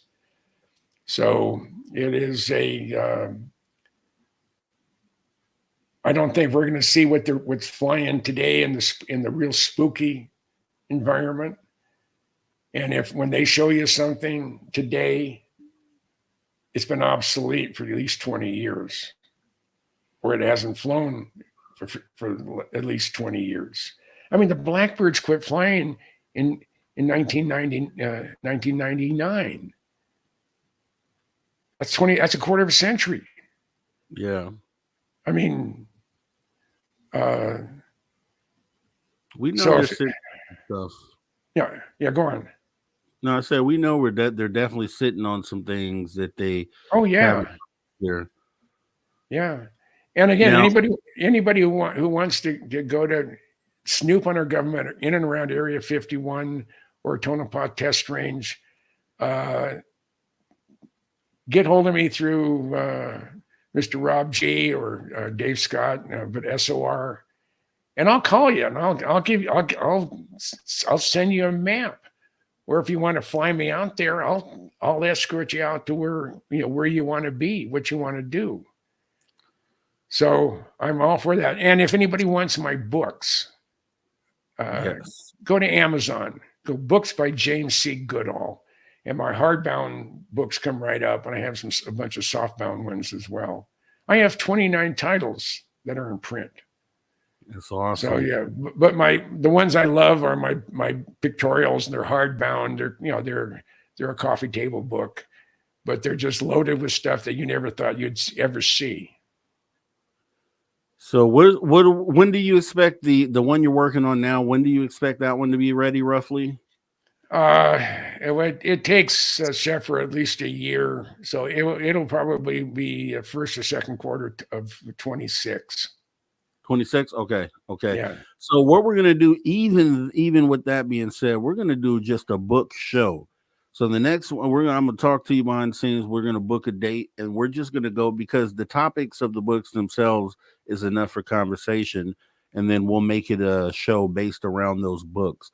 So Let's schedule that, Jim. Let's do that, and we're getting ready to come up on the end of the show here. So where can everybody find you, Jim? Again, I'm on Facebook. Jim Goodall 71, I think, is the number after my name. It's all one word, but you'll know there aren't that many Jim Goodalls, and there's a James C. Goodall that's on there that was my site. Someone said, well, someone's hacked Goodall's name and using him, and they locked me out from it, but it's still up. Real quick, Jim, last question because we got to go right now. What is your favorite scary movie? Alien. Got it. Jim Goodall, thank you so much for coming in. Awesome conversation, my guy. We're going to go ahead. I'll talk to you behind the scenes. We'll set up the next date. Ladies and gentlemen, give it up for the legend Jim Goodall and him being gracious for his time. We're going to go ahead and get ready to go to break right now. Come back in hour number 3 with Steve Stockton and the man, Drew Banky. See you in a minute. Conversations that move the You're needle. listening to After Hours with Mr. Rob G on the only place where you can own the night. Spaced Out Radio. Spaced Out Radio. You've tuned your dial to the right frequency.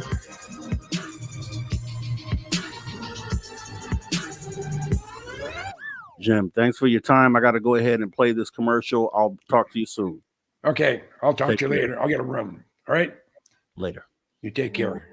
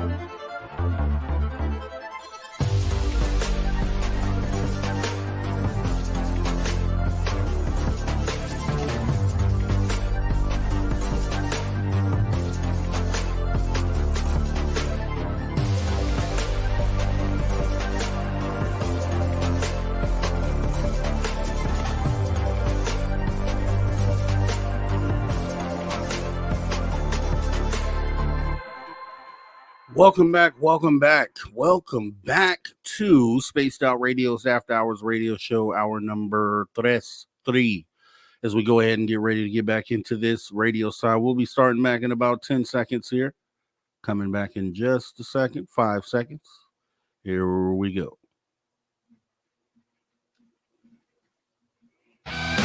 Welcome back to Spaced Out Radio After Hour number 3. We're in the home stretch, action-packed hour coming up. Want to thank our guest, the legend, Mr. Jim Goodall. Awesome conversation as always.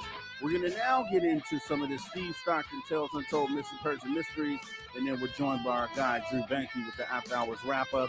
And then we're deciding what we'll do at the end, maybe some unapologetically Mr. Rob G or some UFO news. We'll see. Stick around, though.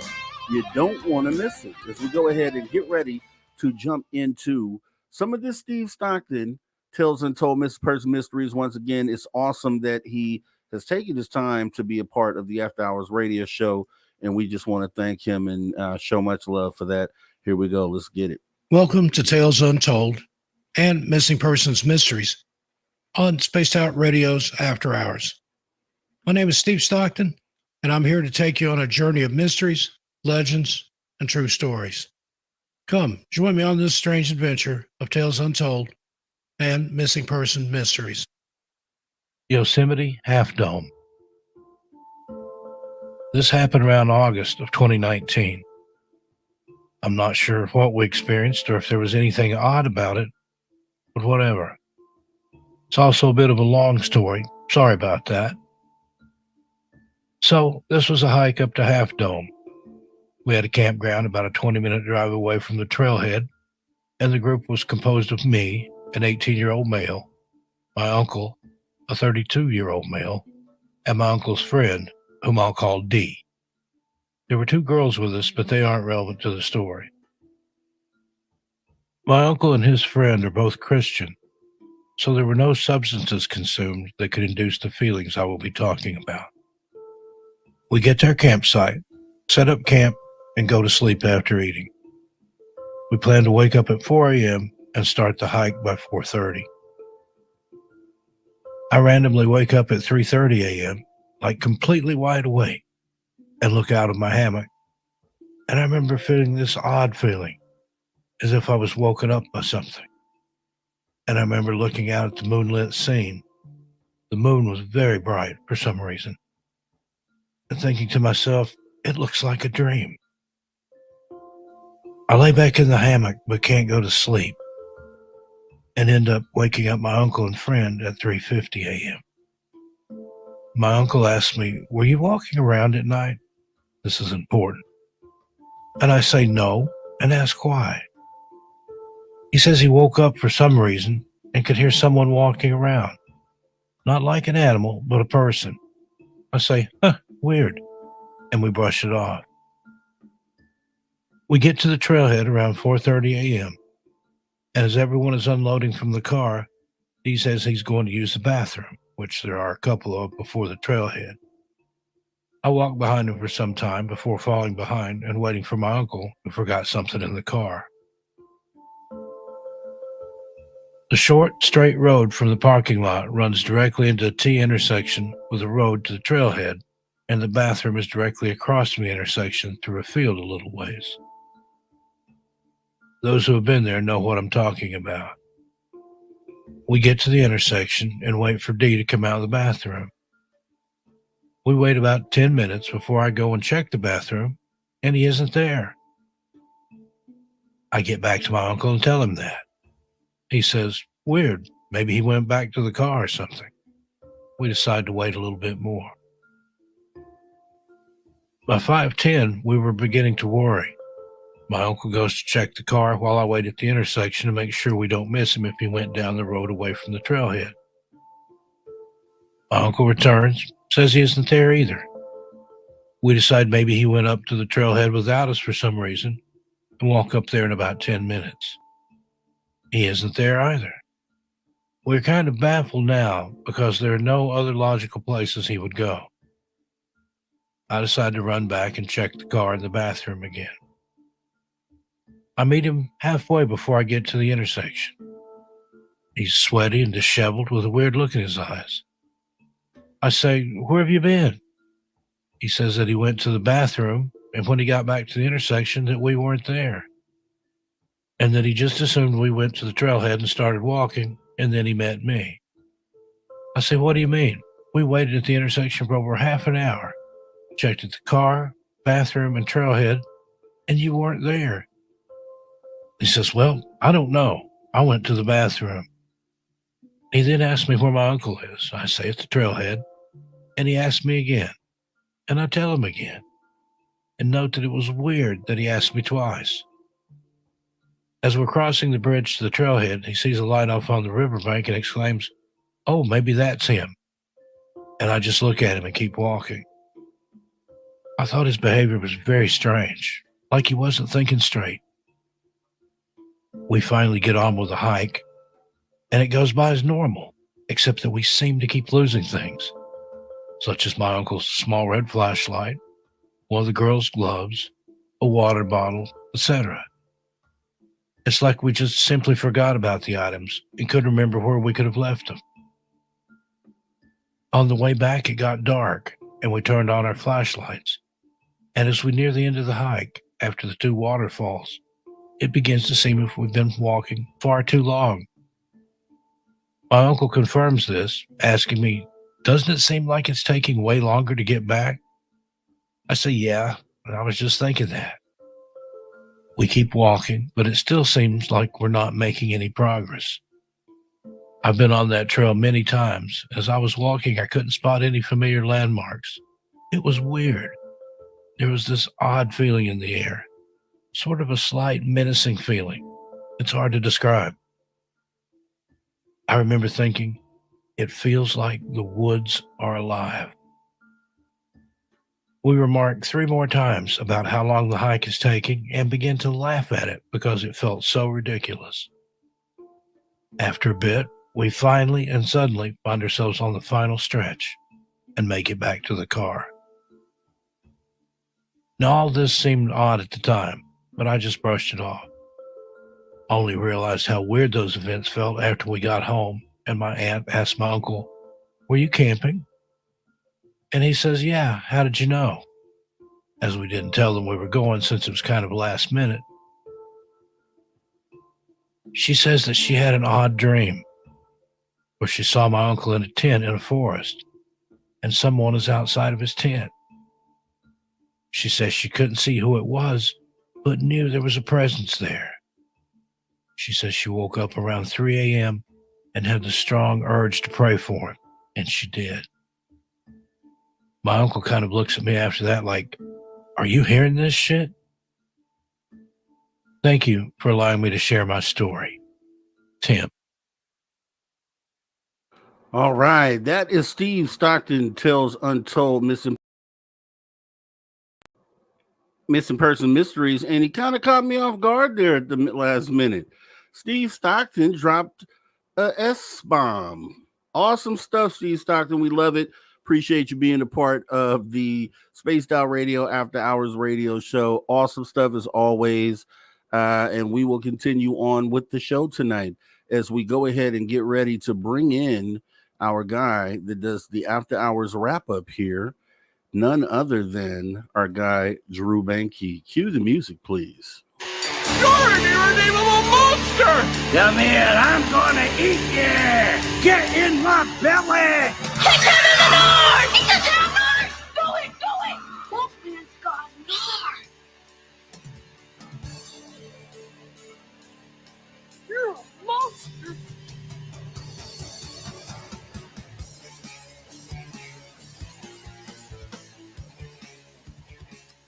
You Drew Banky, the man with the plan, joining us with the After Hours wrap up. Welcome to the show, sir. How you been? Thank you, brother. Just working, building my OnlyFans page. Just working on other projects. That's what's up, man. Love to hear that. So, obviously, we have the legend Jim Goodall here tonight, right? Yeah, he's great. Great stuff. And I think we kind of got him. I think we kind of got some good stuff out of Jim tonight. It's always good, but I think we were able to drive the car and get some really authentic content with Jim tonight. So I'm glad we were able to do that. Was there anything that stood out to you during the conversation? Anything you wanted to point out? Not that I caught, man. I was in and out. I gotta confess, I didn't listen to all of it completely, but yeah, I didn't hear anything that stuck out to me that I haven't heard before from him. But the only thing that did you guys get to the Belize thing? No. We last show I did with them, we went over the whole Belize thing. So yeah, we've covered it before, but not tonight. Yeah, gotcha. Yeah, no, it's just yeah, he's a wealth of information, and a good pure heart. So he's a good dude. Yeah. And look, here's a gem I took away from it. So I'll lay this out there. So going down, the show was obviously about Bob Lazar, which we got a little bit into that, but mainly, the expertise that he has as far as identifying and locating these black projects, which is an art form, truthfully, because you could send anyone out into the desert right now and they probably won't catch anything. You got to kind of know some of the trade secrets to be in the right place at the right time in order to have an opportunity to capture some of these things. So I thought it was good. And I'd been thinking about this the whole time because on my channel, The Social Dig, I'd done a show recently about alien. What are UFOs? Are they government craft? Are they adversarial, or are they alien tech? And kind of going down why it doesn't make sense that all of a sudden we're building triangular shaped crafts, and then now people are saying Tic Tacs are government craft. Like, where does the design language come from? How does that just come out of the blue? So it was kind of good to be able to talk to Jim about that tonight. Also, the other thing was, while I was doing that show, I had the thought of the Ben Rich statement, because I actually brought it up because obviously Lockheed Skunk Works is one of the contractors that designed some of the craft that we saw there on that list. And I was just thinking about the statement. We have the tech to take ET home. We have the tech to take ET home. And then I thought about that, and I'm like, okay, well, that doesn't particularly say that we built the tech to take ET home. It could literally mean, hey, we have the tech. Yeah. We have the tech, which means we've recovered the craft. And yes, this craft or this tech that we've recovered definitely can take ET home. And I'm we know that there historically has been crash retrievals. So it would make more sense that the statement applies to a crash retrieval versus we've broken the tech and figured out how to rebuild these things. Is more plausible that the statement would apply to us recovering the tech, which lines up with what Bob Lazar said 4 years prior in 1989, saying, hey, I went to Area 51 S4. We have these crafts. We couldn't figure them out at the time. And I don't think within that 4-year window that would have changed any, because in 2016, Bob Lazar clearly states that he feels like we bring this tech out every 10 years and they try to give it a crack at it and see if we could figure it out. And as of 2016, his knowledge feels like we haven't figured it out. So, I thought it was cool to be able to present that side of the conversation to him. And you could tell he thought about it. He definitely thought about it, considered it. But if you look at it that way, that makes Bob Lazar and Ben Rich right in that statement, right? Yeah, it's definitely, everybody in the UFO community, it seems to be this infighting in these groups, even in disclosure groups, but it's kind of, it was throwing me off when he was talking about Lazar not believing in UFOs, but then talking about how he witnessed reverse engineering of craft. So it's just, it doesn't make, some of it doesn't make sense to me. And I guess I have to put that together for myself. But one thing that I think, my take, I think we have craft in our possession, but I don't think ever recovered anything. I think we were gifted.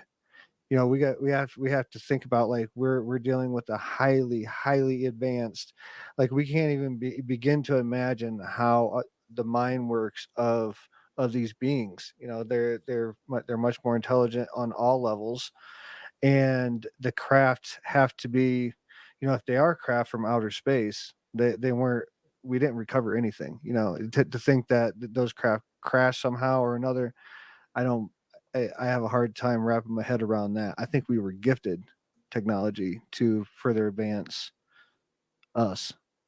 That's my take on it. Gifting, I like gifting.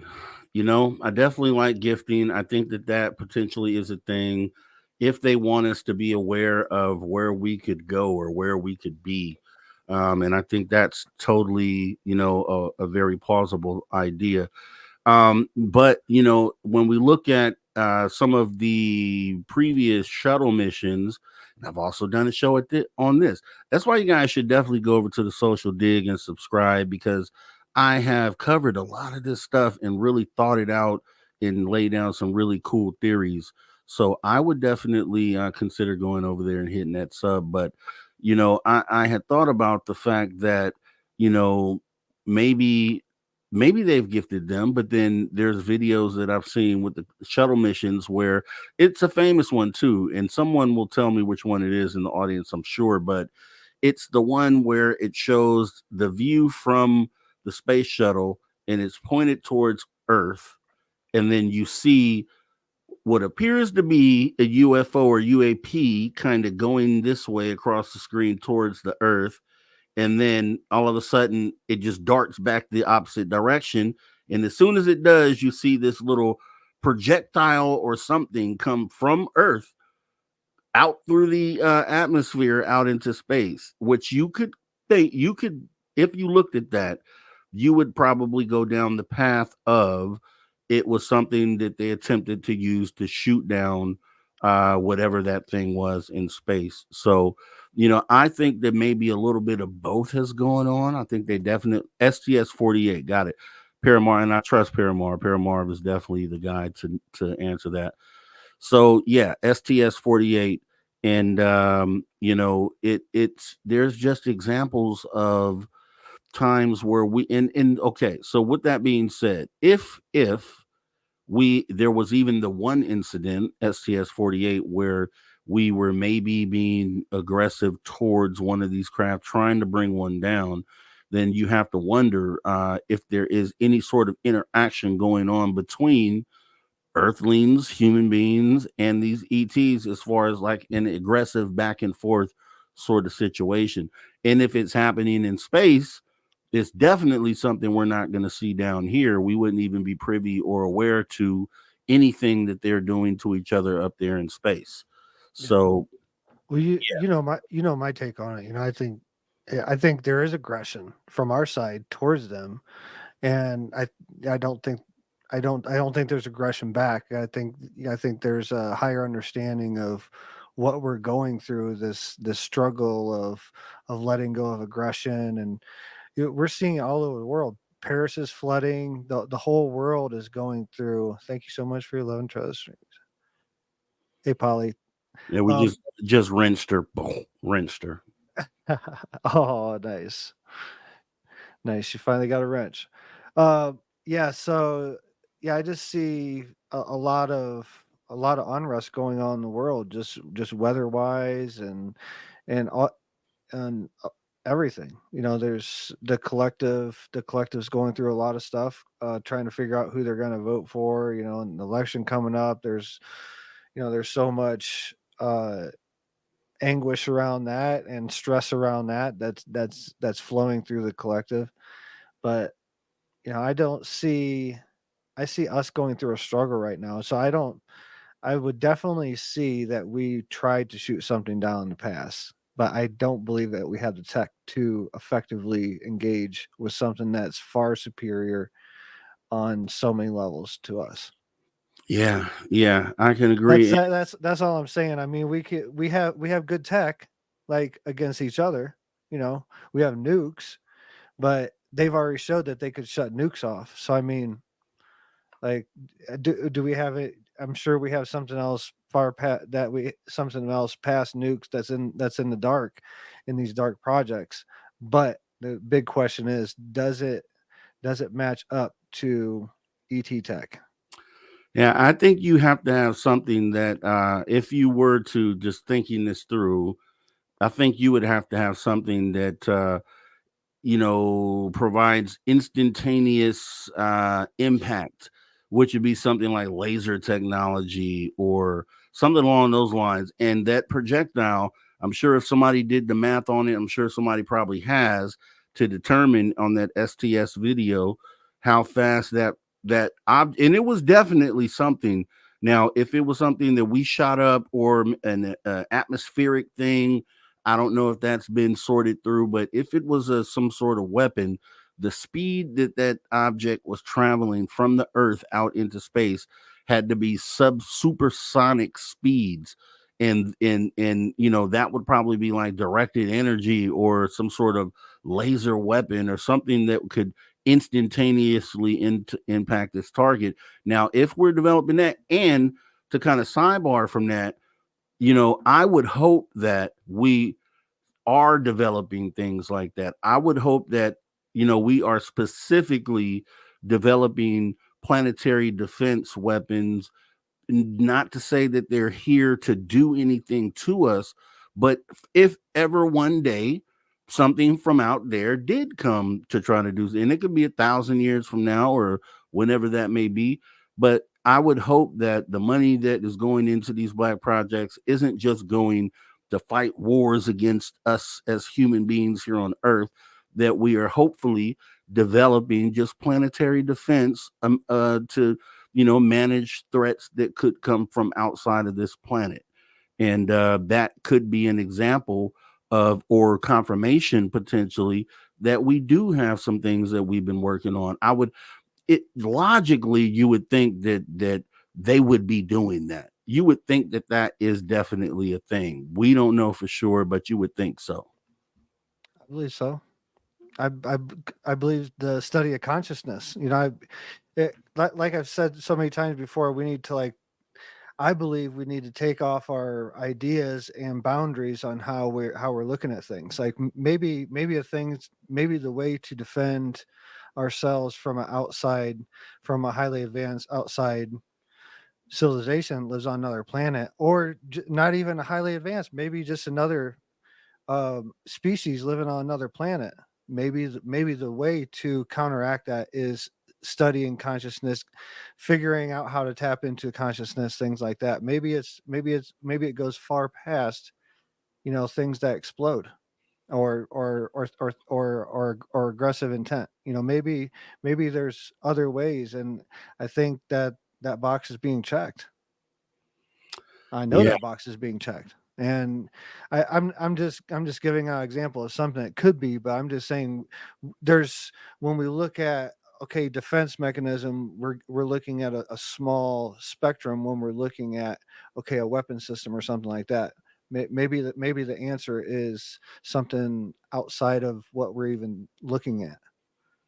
Yeah. And I can agree with you on that, and I just hope that, for the sake of the future of humanity, and just that we're not, and hopefully just hoping that we're not just as dumb as it would seem, as far as just, intelligence wise, just being warmongers, that we're at least thinking outside of the box. And I would have to lean towards, with the government knowing, we know they know for sure that there's these things coming from outside the planet.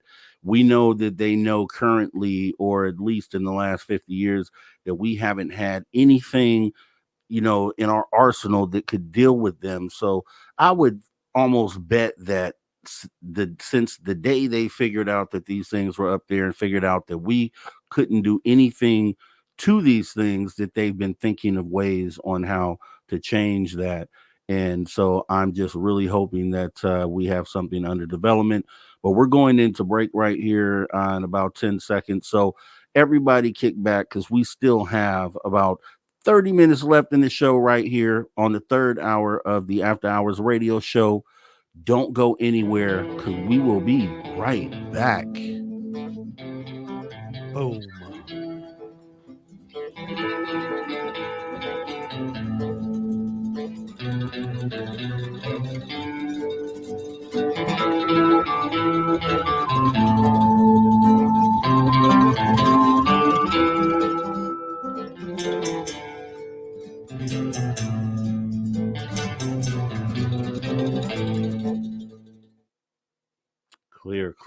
Clear. Awesome stuff so far. Loving it. Dude, let's get a date set with Jim Goodall and go out there and eat a bunch of mushrooms right outside Area 51. And dude, that sounds like the bomb, Drew. Wait, but that's gonna be in June, because I meant to tell you last night, because you're gonna be in Vegas doing that show in June, right? January. Oh, January. Hey, dude, we're gonna have to link up then, man. I'm gonna have to set something, because I'm a couple hours away, so I'm gonna have to set that up to come out there.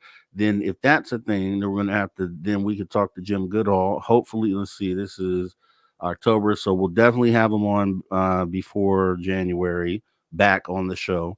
So yeah, this might be a thing. We probably could link that up, because we're not too far from where he stays as well. He's right there in Arizona. Yeah, January 3rd. Okay. Yeah. We're gonna have to set something up, man.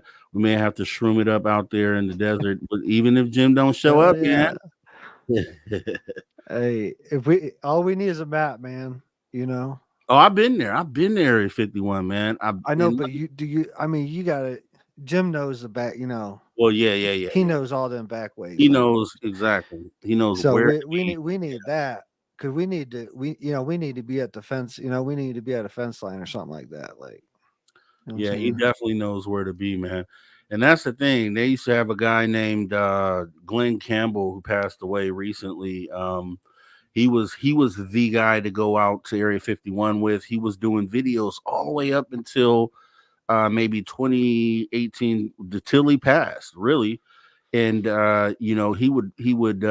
he used to go out there with Jim way back in the day when they used to be able to go to, I forget the name of the first peak, the peak that used to be open and overlooked Area 51.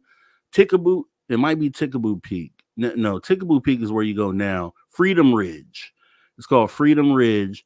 Is where you used to be able to go, and it's Tickaboo, right? So Freedom Ridge, you used to go to the top, and you could literally look right down on the airstrip and the whole facility right there. That's great. And the government annexed the land, so they took the ability. Yes, and then they pushed it back. So now the only place that, well, Jim said there's another place you can go, but the place that most people know where you can go now is Tickaboo Peak. And if you get to the top of that, I saw Glenn Campbell went up there with a film crew, and they brought like the most powerful camera up there, and they had really good pictures from Tickaboo Peak of Area 51. But the distance is like 26 miles. So you're like at the peak, but 26 miles you have to look out in order to see the strip. But Jim says there's another place you can go, so I'd love to do that. But my theory has been, because Glenn Campbell spent so many years going up to these peaks and being a thorn in the side of Area 51, he passed away from cancer.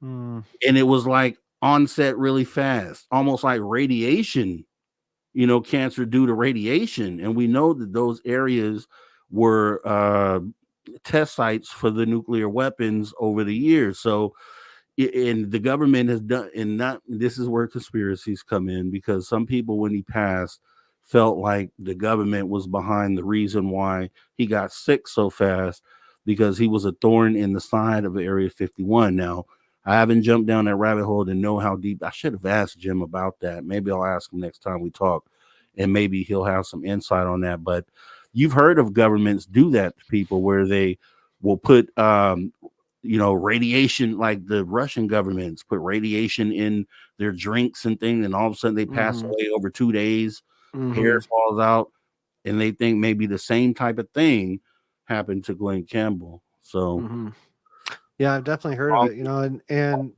pretty much anywhere where there's a national park or anything like that, I believe there's there's some type of base or some type of secret access there. There's a spot in Denver. It's called Rocky Mountain Arsenal Wildlife Refuge, and if you drive through there, there's a bunch of roads that are you can't drive down. So it used to be an arsenal range, but you drive through there and there's like buffalo there and stuff like that. They got a herd of buffalo and eagles and all that stuff. There's like a driving trail that you go through. It's like 45 minutes to drive through the whole thing. But as you're driving through there, there's a bunch of roads that are very, very marked. That's only authorized personnel, under camera observation, all this stuff. It's like, why would you have roads and signs like that? Yeah, as we get ready to come back from radio right now. All right, everybody, welcome back to Spaced Out Radio. We are on the back end of the second hour here with Drew Banke with the After Hours wrap up. Once again, want to thank our guest Jim Goodall for hours 1 and 2. Awesome conversation. If you missed any of that, make sure that you hop in the archive, absolutely free, youtube.com/@SpacedOutRadio. You can go ahead and make sure that you catch up on what you missed as we go ahead and get ready to jump back in to the conversation with Drew Banke. So, Drew, okay. So, yeah, we were talking about Area 51 and going out there, these black projects. Jim gave the blueprint for people to go out there and, maybe potentially catch something, and he gave some great advice. There are these water troughs that you see out there in the desert. If anyone's been out there, you know exactly what he's talking about. And it's in the middle of the desert because they have these ranches that are fenceless where these, it's free roam for the cattle. And they have, water troughs occasionally in different spots. So there are these white trucks, which actually look like the white trucks that the Camel guys drive, who are the security for Area 51. And he gave some really good information on how you could get in there, drop off your crew, and then get out. And because they supposedly have cameras at the little LEN that are supposed to be a weather station, but people believe that they're cameras that go back to Area 51 to kind of alert them on the people who are coming into the vicinity. And, he was literally like, yeah, you go in, you drop the people off, the truck leaves, and it to them appears like a caretaker came in, handled his job, and went ahead and left. And they're not thinking that anyone else is around peeking or waiting to see something. Also, there have been other people, and you can watch videos online of people who go to Area 51. They'll get buzzed by Black Hawks and Chinooks and low-flying aircraft that are there to scare people off. And he made because I would wonder, I'm like, okay, why would they worry about somebody that's on public land, middle of the day? But after hearing Jim, it makes sense that they sweep the area before they go ahead and test a potential black project. That makes sense. It makes sense why they would do that then, right? Have you ever thought about that? Yeah, I've seen a lot of, I've only been close to Area 51 one time, but I live in between Cheyenne, directly in between Cheyenne Mountain and the secret bases in New Mexico. So and I always, I posted some videos of they use this road going into Alamosa, that's going east to west. They use this road. The military use this road to basically a train on to do, they're fly along there and like track vehicles, pick a vehicle that's going on that highway and I've seen them. Like I've got videos of helicopters hovering over us.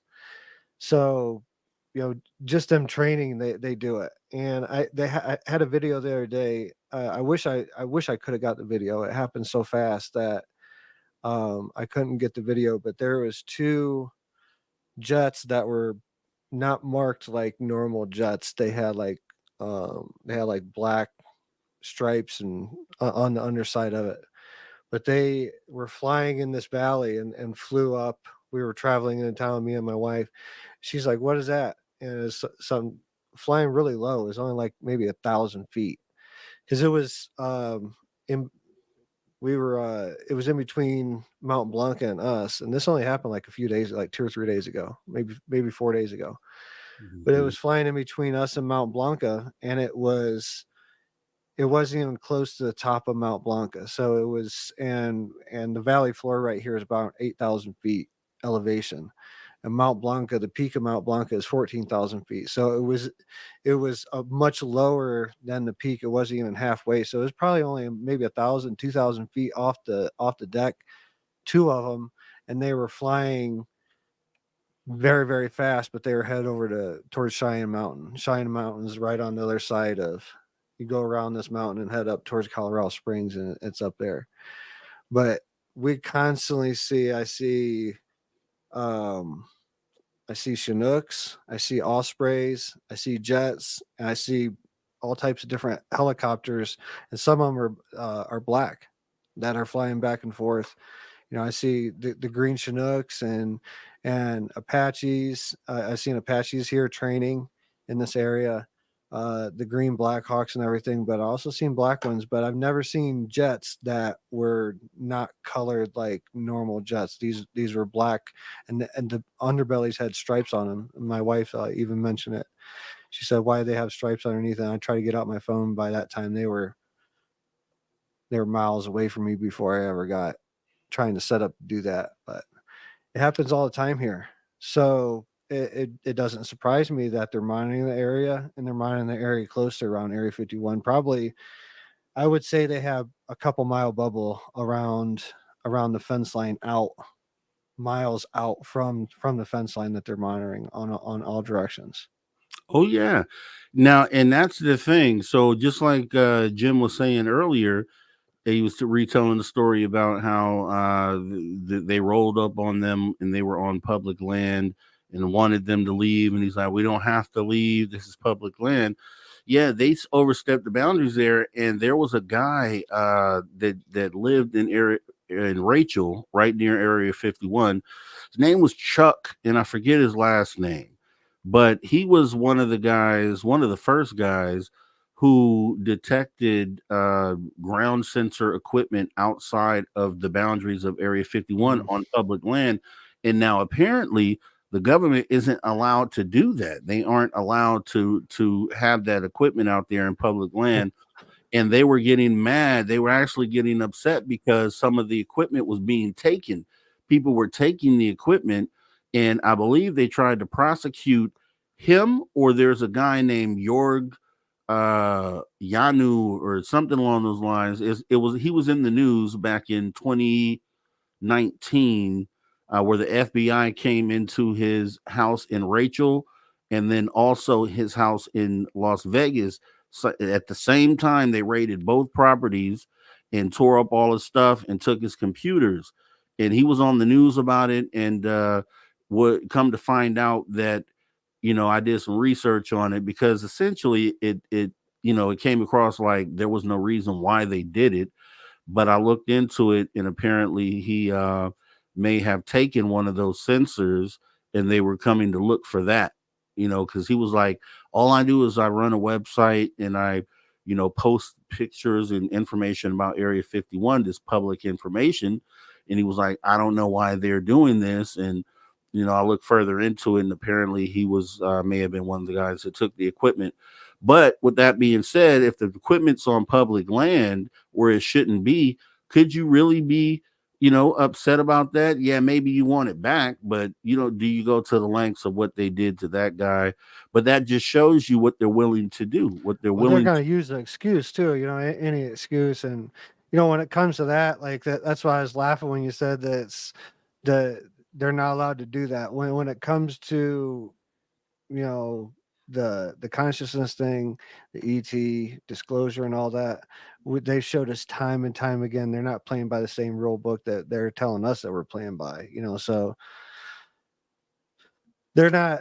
I totally believe that Area 51, like I said, from the fence out is so far is monitored, and they're playing by different rules there, and Yeah. and this is Area 51. It's known about. What about the ones we haven't even heard about?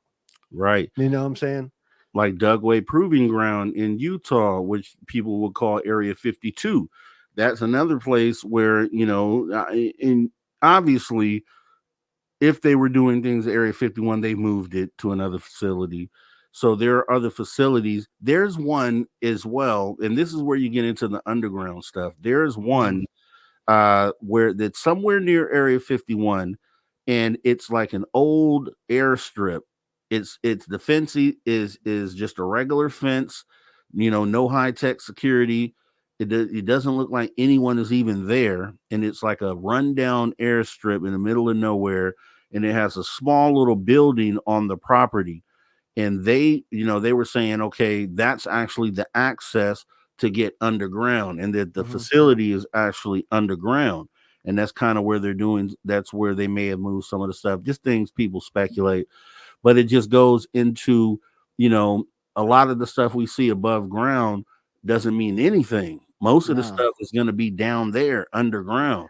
Yeah. Well, I mean, what about the secret bases around Egypt? What about the secret bases around Sedona? What about the secret bases around Sedona? You know what I'm saying? I'm not saying I know anything about these bases, but if I were the powers to be, I would be putting my secret bases around these energy vortexes that are known about around the world. Crestone, Colorado. And let me tell you, I had personal experience, and I did a MUFON when I first started getting contact and all that stuff. I had something that happened me up by Crestone, had two Tic Tac drones, human size Tic Tacs though, that were about 100, 200 feet off the ground, and they crossed. They come low and cross across our car path. Both me and my wife saw them, and that was one of my first sightings. And I actually did a MUFON case study on that. So 255133 is the MUFON case study number. Special investigator Jeremy Ray was the investigator who did all that. But we saw them come out, like basically manifest out of a mountain close to Crestone. So I think there's a secret base there. But if I was the powers to be, I would have secret bases around these energy, because we're starting to figure out, it's becoming a known fact that there's energy vortexes around the Earth. I would have my secret bases around those spots. Yeah, and the whole underground thing, I want to look into that, because when people first, especially if you don't know anything about this, you think about underground bases and things of that nature. You think of movies and you think of sci-fi, like this is science fiction talk. But it makes a lot of sense why you would put something underground, and the ability is there. We see bunkers built all the time. There's huge missiles underground. So with that being said, there's definitely other things that are built down there. Cheyenne Mountain has 4 lakes. Cheyenne Mountain has four lakes. It's a 5 foot. It goes 100. It's like 100 miles underground. That's where they have the blast doors on there. NORAD and everything. NORAD, it was started in during the Cold War and everything, but it's so far under granite, it's made to withstand, any nuclear blast or whatever. But there's 4 lakes inside there. There's a hospital. There's a mall. And this is stuff they tell you about. This is stuff that they openly tell you about that's in Cheyenne Mountain. So what about, there's a facility in there that's supposed to house 20,000 people of of the highest ranking people and the government officials at the any notice of It's continuity of government. Don't get me started on that, man, because that's totally them against us sort of situation. And I understand why it has to be, but it's because if it ever happens where they have to go hunker down in there, it's just going to be nasty because we're not going to get in. They're going to leave us out here, and that's just a whole rabbit hole to jump down. So here's what I want to do, Drew. I want to get real quick before I get you out of here. I got a scary story, dude. Yeah, I was going to ask you. Told me to bring one. I was going to ask you. Okay, yeah, give the scary story first. All right. When you think of I do it like Steve. When you think of haunted tales, it's likely the creepy old Victorian-looking porcelain kind that springs to mind. None of which you probably have laying around. Still, don't get too comfortable around any kids' toys too soon. A Disney Frozen doll in 2000 that was a Christmas gift in 2013 in the Houston area made headlines earlier this year when it seemingly became haunted. The doll recited phrases from the movie Frozen and sang "Let It Go" when a button on its necklace was pressed. For 2 years, it did that in English. Mother Emily Madonna said in 2015, it started alternating between Spanish and English. There wasn't a button that changed these. It was just random. The family has owned the doll for more than 6 years, and they never changed its batteries. The mother says the doll would randomly begin to speak and sing, even if the switch was turned off. The family decided to throw the creepy doll out in December of 2019. Weeks later, they found it inside a bench in their living room. The kids insisted they did not put it there, and I believe them because they would not have dug through the garbage. Madonna told a news agency in Houston. At that point, Elsa ceased to sing the English rendition of "Let It Go" altogether, speaking only Spanish when pressed. The family then double bagged the bizarre doll and placed it at the bottom of their garbage, which was taken out the next day. They went on a trip shortly after, but when they returned, Elsa too had come back. She was waiting in the backyard of their home. This time, the family mailed Elsa to a family friend in Minnesota who taped the haunted doll to the front bumper of his truck. It didn't seem to have made its way back to Houston yet, as per Madonna's last report last February. Yeah, creepy. I've heard that story before. That Elsa let it go. Just the whole Frozen thing is, and then it spoke a whole different language. That's spooky. Give me your top 3 spooky, scary movies that you watch. Your top 3. The Fourth Kind. I don't know. I don't have any other ones that probably Poltergeist. It was as a kid. I still have a hard time if you hear that crackling in from a dead TV, that crackling. And probably Exorcist, original Exorcist. Okay, nice 3. I'm gonna have to go with Friday the 13th, Part 2. The first one where Jason was in. We're gonna have to go with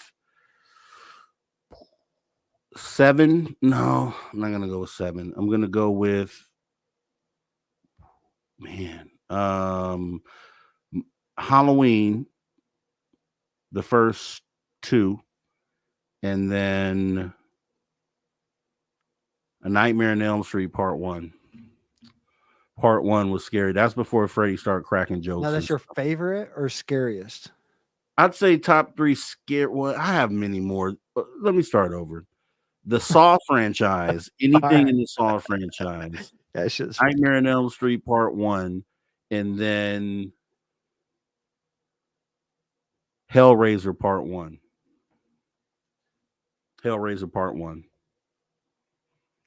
Have you seen this? Have you seen the series Yellow Jackets? No. You should watch that. I will. Hang around for a second here, Drew. I'm about to do this one last little thing because I want to talk about this. That this just came up today.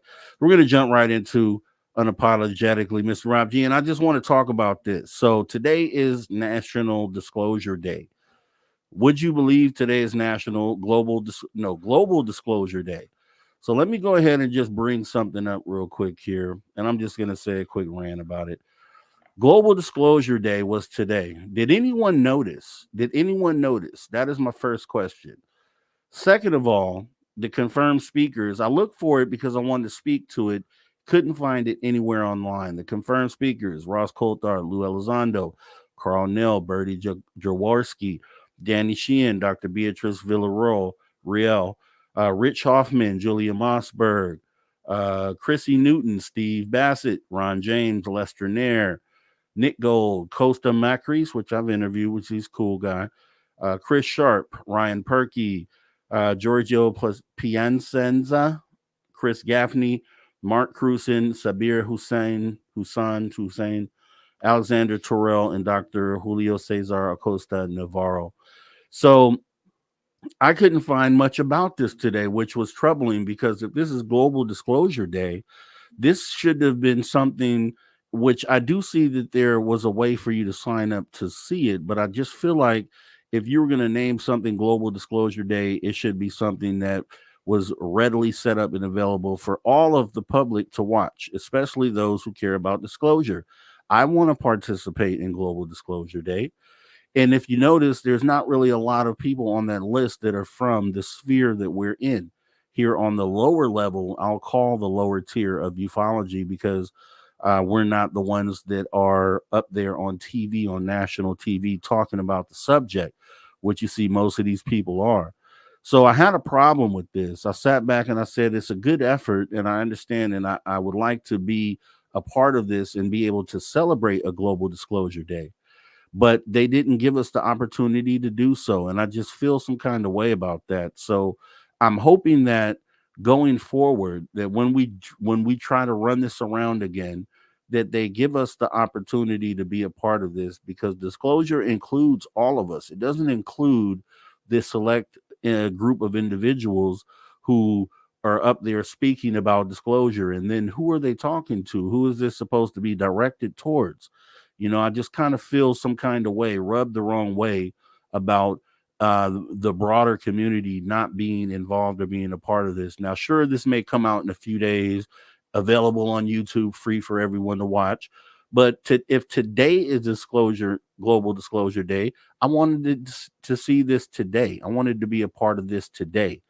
And if it's going to go forward in this fashion, where it seems like it's behind some wall that we can't get through, then don't call it Global Disclosure Day.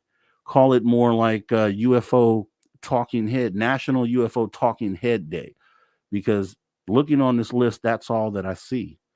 You know, and with that being said, I would have ran in more, but we're okay. I just wanted to say that today to get it off my chest. Outside of that, I want to thank our guest, Jim Goodall, for coming in for hours 1 and 2. I want to thank Drew Banky for coming in with the after hours wrap up for hours number 3. We also want to thank Steve Stockton, who is the guy when it comes to telling stories, for being a part of the After Hours radio show. And we're going to continue to do this. We're going to do this again next weekend. So make sure that you guys all hit the notification bell and that you come on back and hang out with us. I also want to thank you guys out there and anyone who supported the show. So we will thank Deb from Sacramento, Richard Minnick, Magneticus Attractus 2 times, and then Richard Minnick again. Also want to thank you guys out there, the viewers. We also want to thank the man that you hear right now on the music, Mr. Ron Bumblefoot Thal. He's the guy who keeps us rocking out each and every weekend, as he reminds us to never say never again. Because yes, the phenomena is real, and anything and everything is possible. So if you love the show tonight, make sure you show some love, put your horns up. Also, we want to thank our viewers online and listeners on terrestrial radio and digital platforms. When and wherever in the world you might be listening from, thank you for tuning your frequency to Spaced Out Radio, where we do what we do best. What's that, you ask? We own the night. Remember, This show is copyrighted Spaced Out Radio and SOR Media Adventures Limited. It's been a pleasure serving you once again as your host. I'm Mr. Rob G. That's Drew Banky.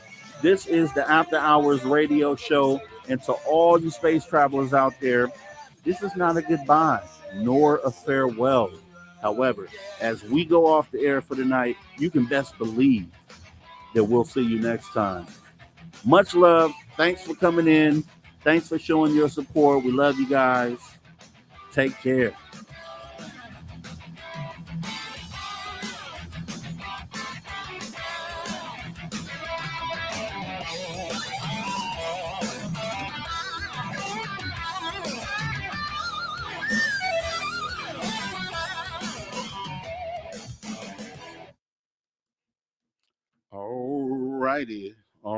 Alrighty. So once again, we definitely want to thank everybody for coming in tonight. It was an awesome show. Jim Goodall, man, awesome conversation. If you miss any of that, make sure you hit the rewind button or hop back in the time machine, go back about 3 hours and catch the conversation. Outside of that, we're going to get up out of here. See you guys next time. Let's rock on out. If you're ready, are you ready? You're ready. I'm ready. You ready, Drew? You ready? Let's go. We out.